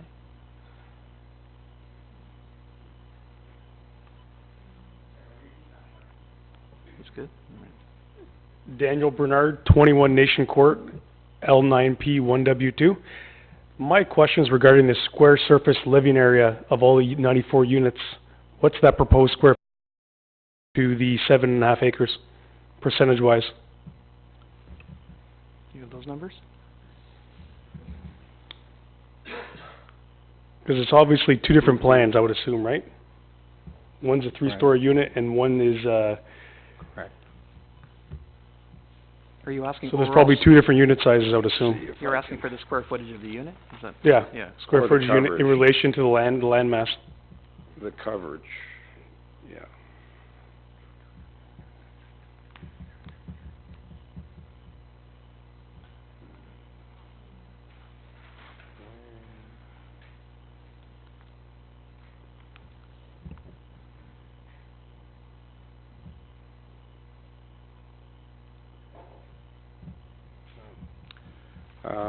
Mr. Chair, I'm afraid I don't have that information available clearly from the site plan that's been prepared by the architect. In this situation, I believe we're looking at 30 to 35% lot coverage by the buildings themselves. Okay. Does that help to answer your question? Yes, it does. What about the inner units? What is the, back of the building to the property line? Mr. Chair, the rear yards are, the rear yards of those units are 8 meters, which is actually, again, combined with the front yard, is quite generous. Typically, I think 7 meters is a minimum rear yard that's required, and in my experience, 7.5 meters is kind of typical. So the 8-meter rear yards, the units themselves, the lots and the units are again, as I've mentioned before, quite spacious. Okay, thank you. If you get a chance, sir, just go up Main Street North. They have a development up there, where the auto place is. There's that little cul-de-sac. Just go in and have a look at the sort of look. Oh, you've seen them? Okay. It just gives you an idea. And then there's another street off of Oakside Drive that they've also done. So it'll give you a kind of an idea. Okay. Anyone else? Yes, ma'am. Come on up again. I've been up there. I said what I just want You have to speak into the mic, otherwise it doesn't get picked up. So.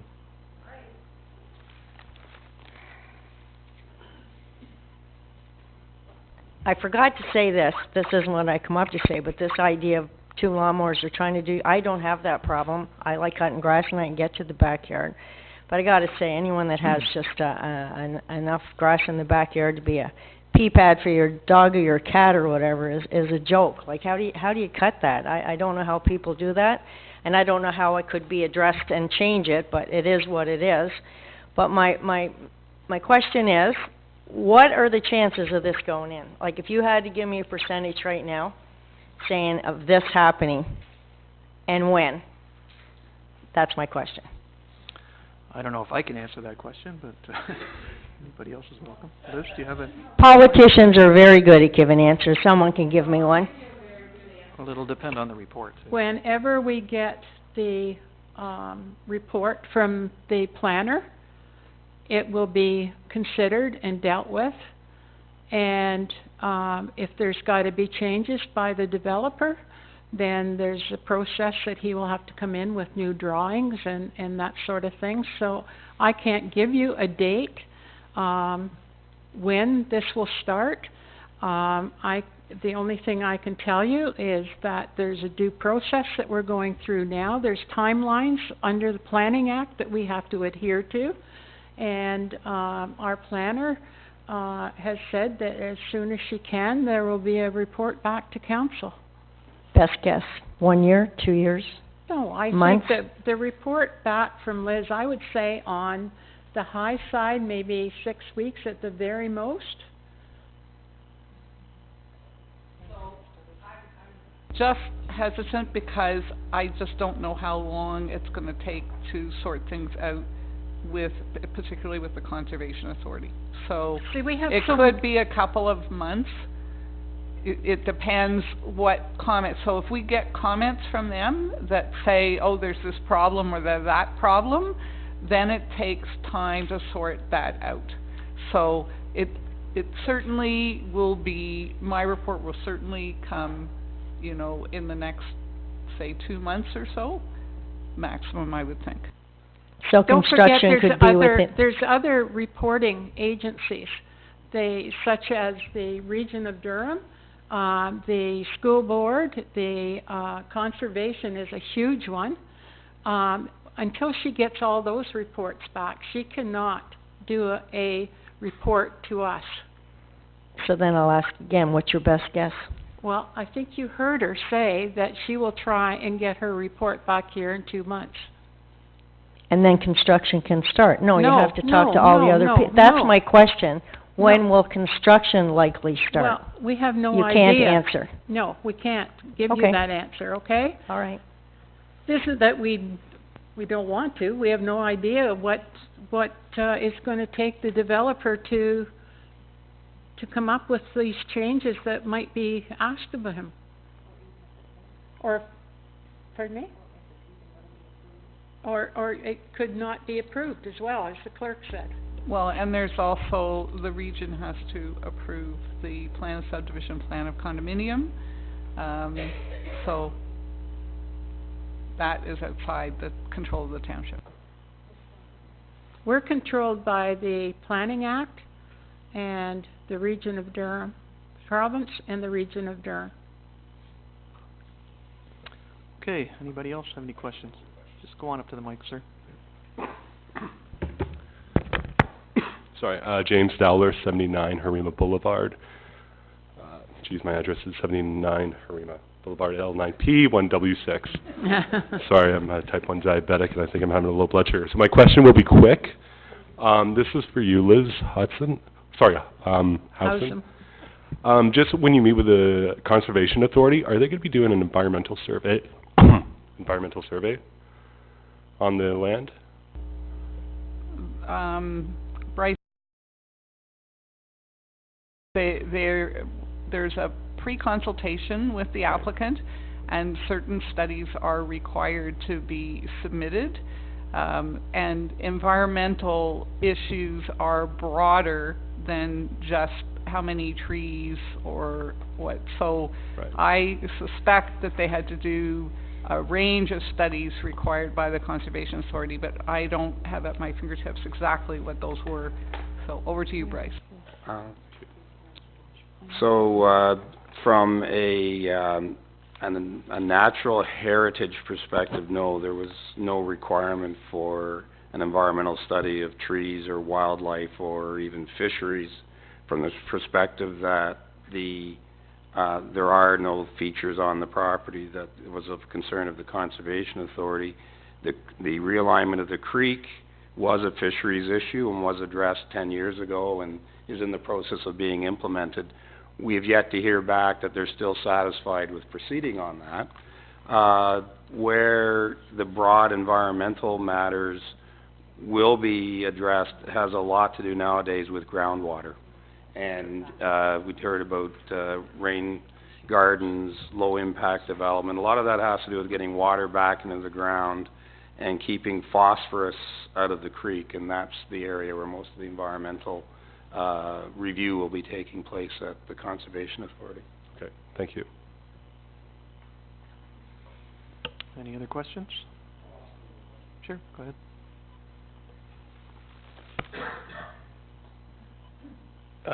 Daniel Bernard, 21 Nation Court, L9P 1W2. It's a question for the council. So let's say once the plans are approved, everything's done for the region, the conservation and the park, build these things. Do they have options for extensions?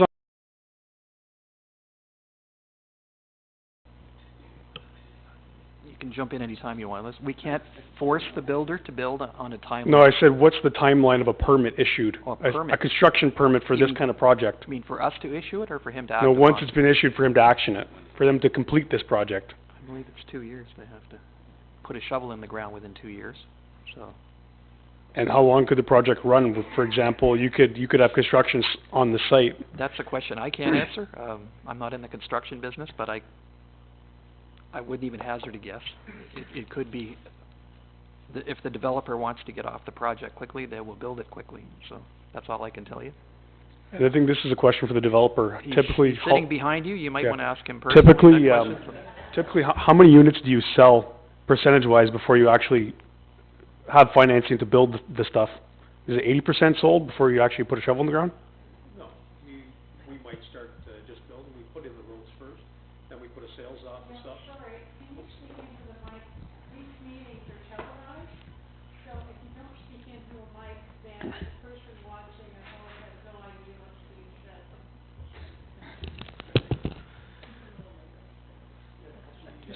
Put your mic on there, Mr. Sin. There you go. You're on.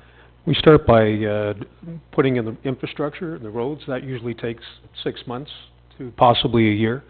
Then after that, we would put a sales office up, and usually we try to get in and out quickly. 94 units isn't a lot to build over a 2-year period, so it's to our advantage to do it fairly quickly as possible. Okay. Thank you. Okay. Whoop, go ahead.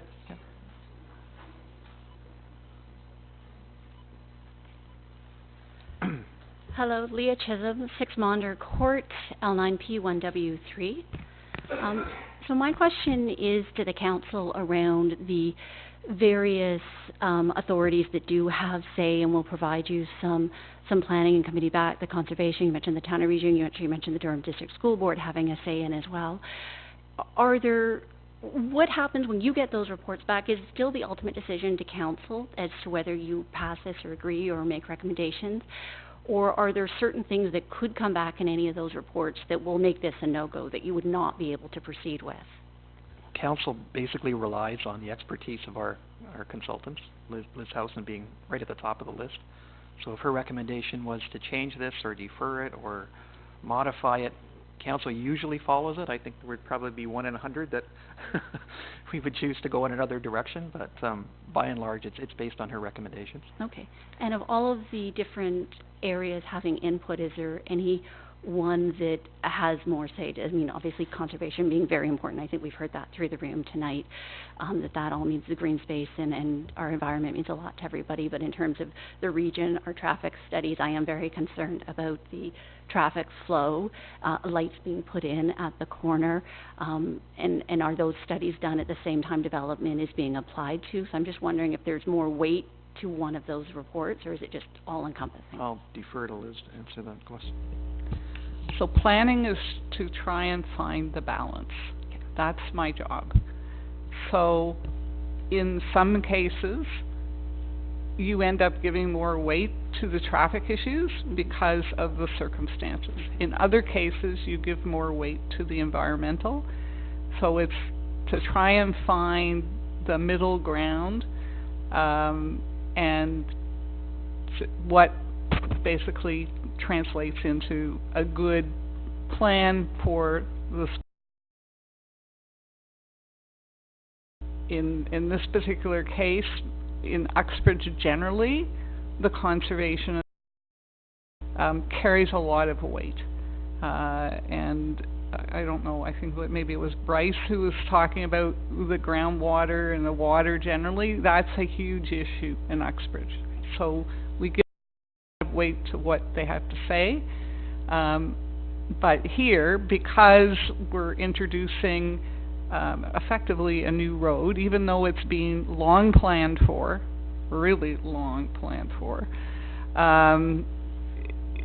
there still are implications of that, and so that too will be something that we'll give some weight to.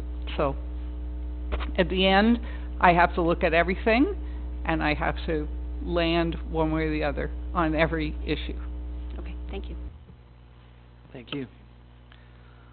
Okay, what I'm going to do now... Oh, sure, go ahead, Mayor Gunn. Again, I really encourage you, if you want to see this development, go up Main Street North, see what this builder has done. Go up Main Street condos, there's a yellow on the on the west side, a yellow building, and then there's Moss Bank on your east side, and then right next to Moss Bank is the development that has just been finished by this developer. Also, CAO's been busy on her computer here and has been able to find us some examples of 3-story homes that you might want to look at regarding the parking and that sort of thing.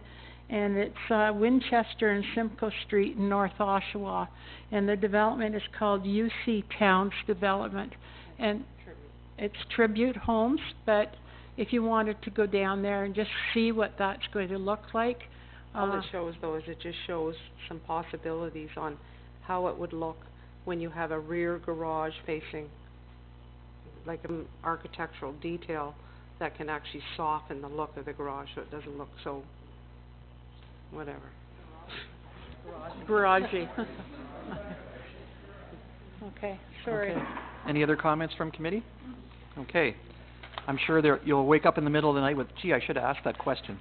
So we're going to give you that opportunity. As I said, there's sign-up sheets on the desk outside, on reception desk. So if you want any further notice of the passage of a bylaw or more information, you should give your full name, address, and postal code and write it on the sheet.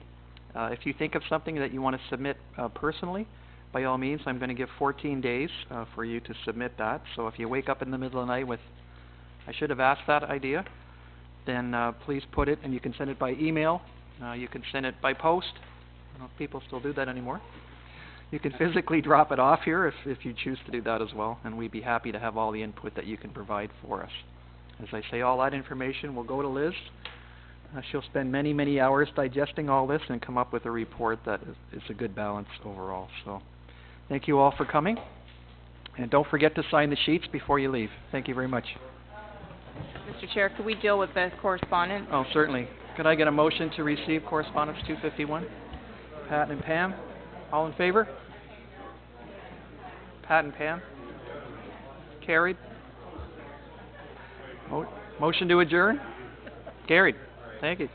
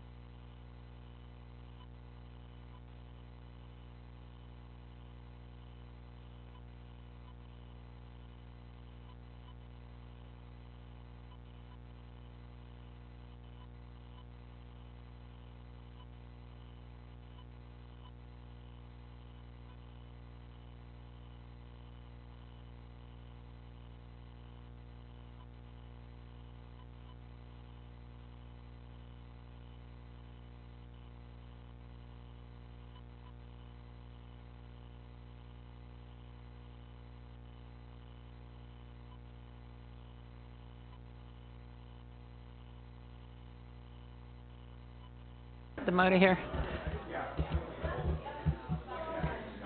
Could I ask the press if you have any questions? Moya, any questions? You're okay? Thanks, Dave.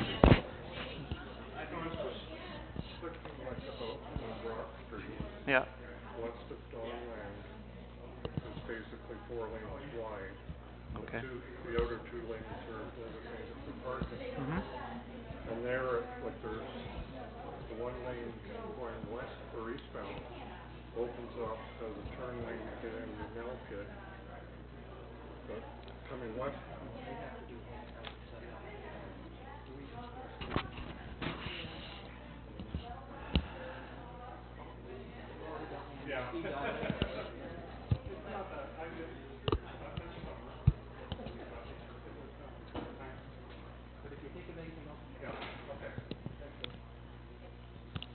Okay, I'm going to call council back to order, please.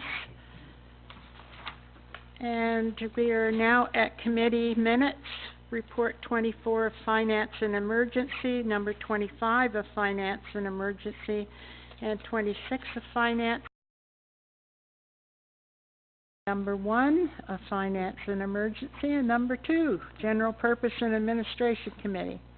Questions on any of them? If not, move them all. Councillor Hyatt, seconded by Councillor Beach. All those in favor? Carried. Reports to Council. Report CL 6417 of Catalina Blumenberg regarding alternate members of Regional Council tabled from the regular meeting of Council of December the 11th. You have the report before you.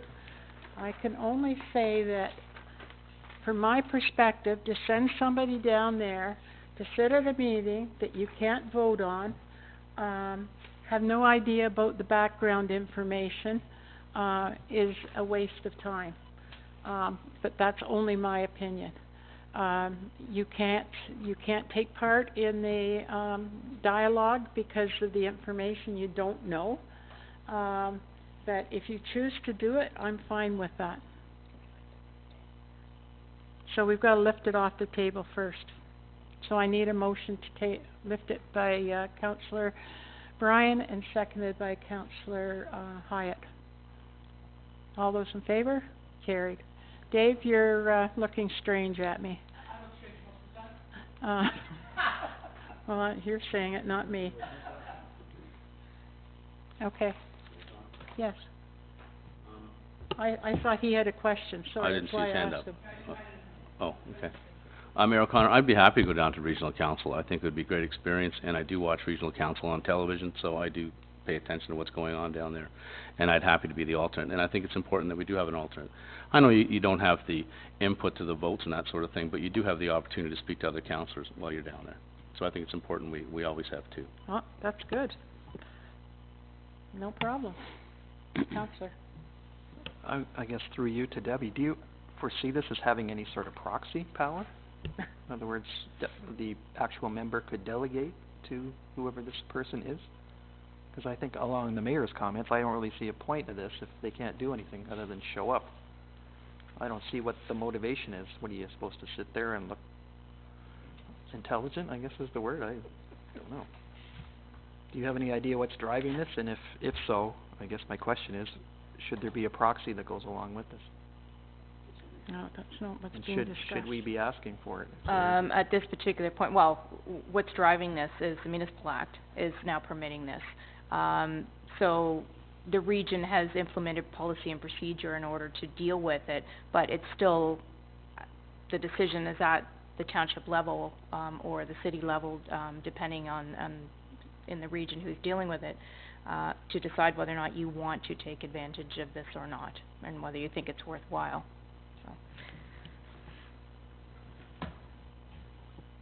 Okay. Councillor, Ballinger. Thank you, Your Worship. My recommendation would be, we've seen there's only 11 months left, you know, give this to the new council that comes in. And if they want to have an alternate, that's what I would do. But the 11 months, I mean, I personally, in the 7 years I've been there, I've never missed a meeting. So I don't intend on missing any meetings. But I think it's up to the new council that comes in.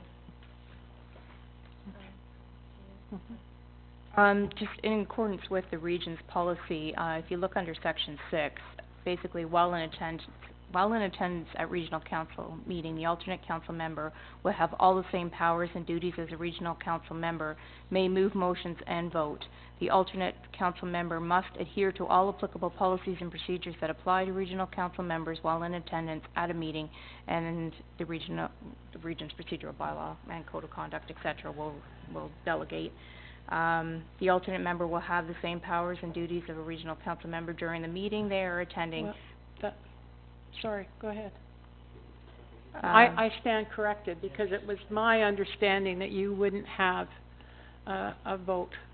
So I stand corrected. But how are you going to vote? I mean, if you have no information. Going down as the alternate, you'd be supplied with the agenda, same as you're supplied. If I know okay. you're not going down on a Wednesday, or Jack is going down on a Wednesday. I'm sick tomorrow. So how are you going to get an agenda read? I mean, Well, it you takes do your me- best. You do your best. I think this is intended not to be a short-term one-day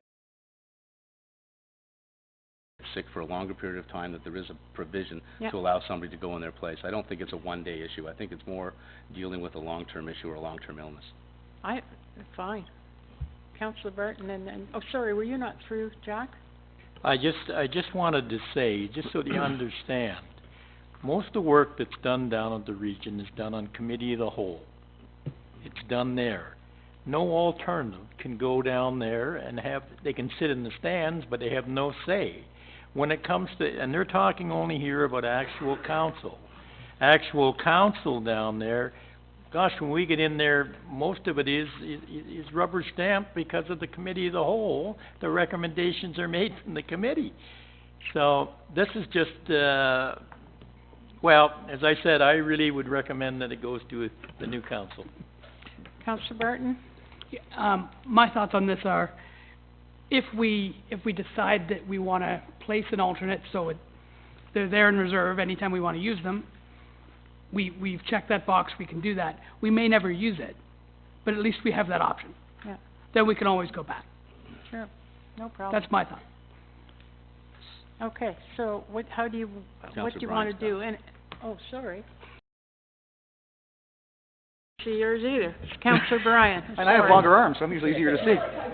I agree with what Dave said, which is a red letter day. I think that if we have someone who's willing to do it and go down, I think we should take that opportunity, because we don't want to miss the voice from up here. And I think if that's something we could do, then I certainly think it's a good idea, and I would be in support of sending someone down for us. Okay.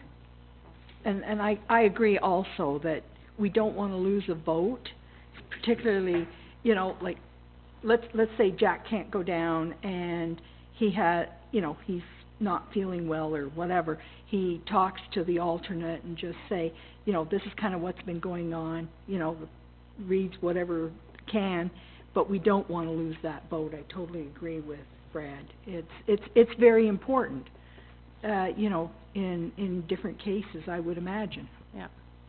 Again, I apologize because I was thinking about the COW meetings, which you have no say in.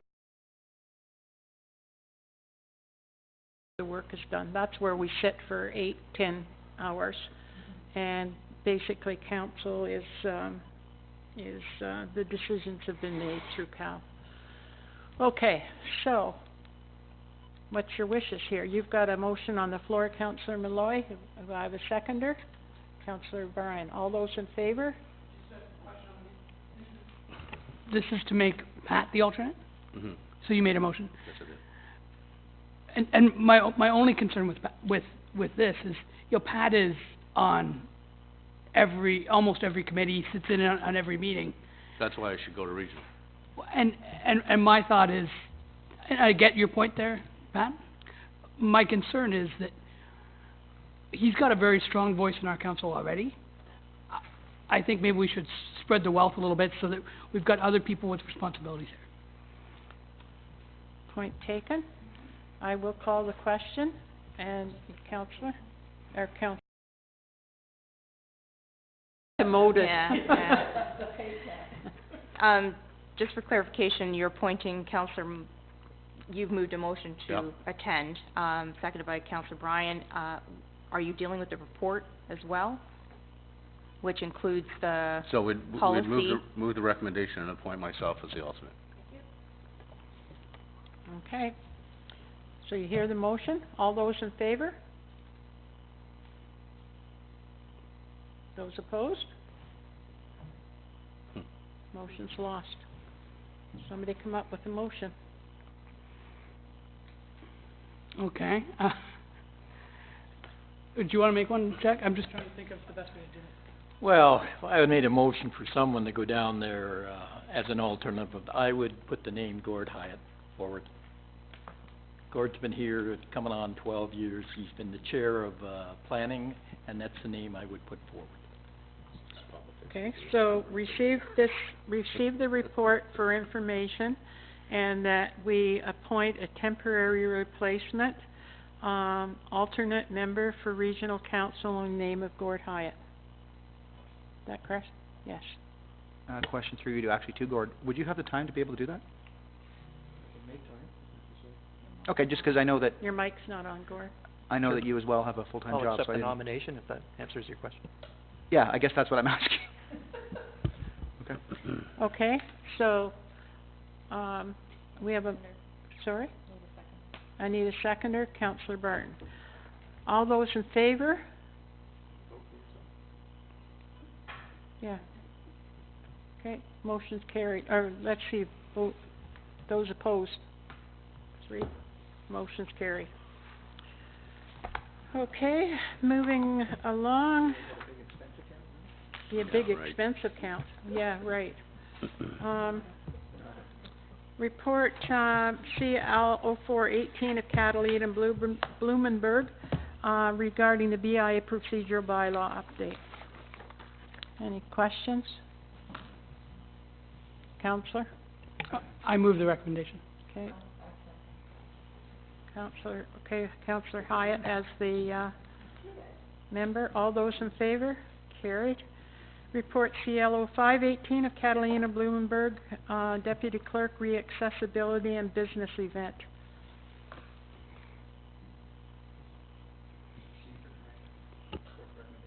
Okay. Gord seconding it. All those in favor? Carried.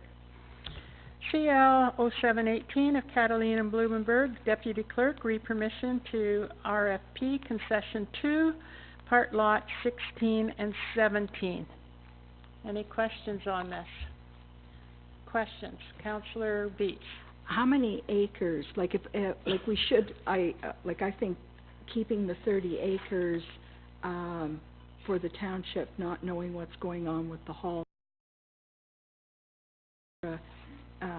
land that's being needed, and also, so then that would leave how many acres? Madam Clerk?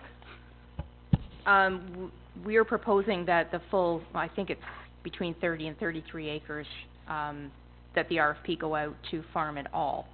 And if at some point then there's an extension that we require for the back of the hall, then at that time, we would just have to make sure there's provision in the agreement, in the lease agreement, for that if at some point we decide we're going to expand or whatever we're going to do, then we can make sure that that's addressed.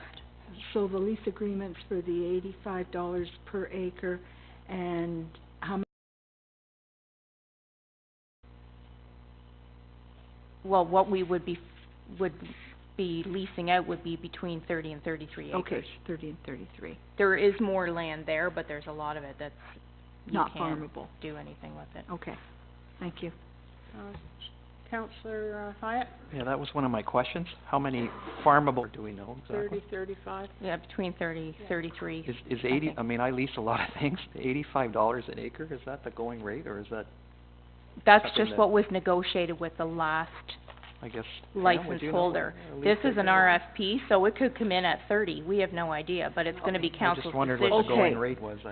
Well, I can tell you, cash croppers who strip the land, anyways, they'll pay anywhere from 100 to 125, but other people, 85's a little bit high, so it really just depends. It can be, 75. That's Yeah. why it's going out the way it is. I was just curious as to what the going rate would be. Okay.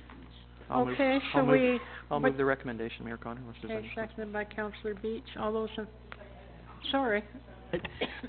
So this is only for a 1-year term? Well, that's part, Okay. we would look at, our current agreement that we are just finishing was 5 years. Okay. So I would probably be looking at 2 to 5 years again, if council's agreeable to that. Okay.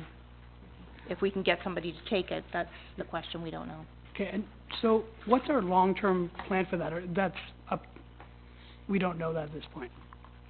Like, what's this land, how did we get it? What's the plan for it? Complex? Is that a 2-hour conversation? Well, that's a sleepy time conversation. You'll fall asleep when I tell you the whole story. I can fill you in, though. It's just how Okay. we acquired it. Okay. But it's a rather large chunk of land. Okay.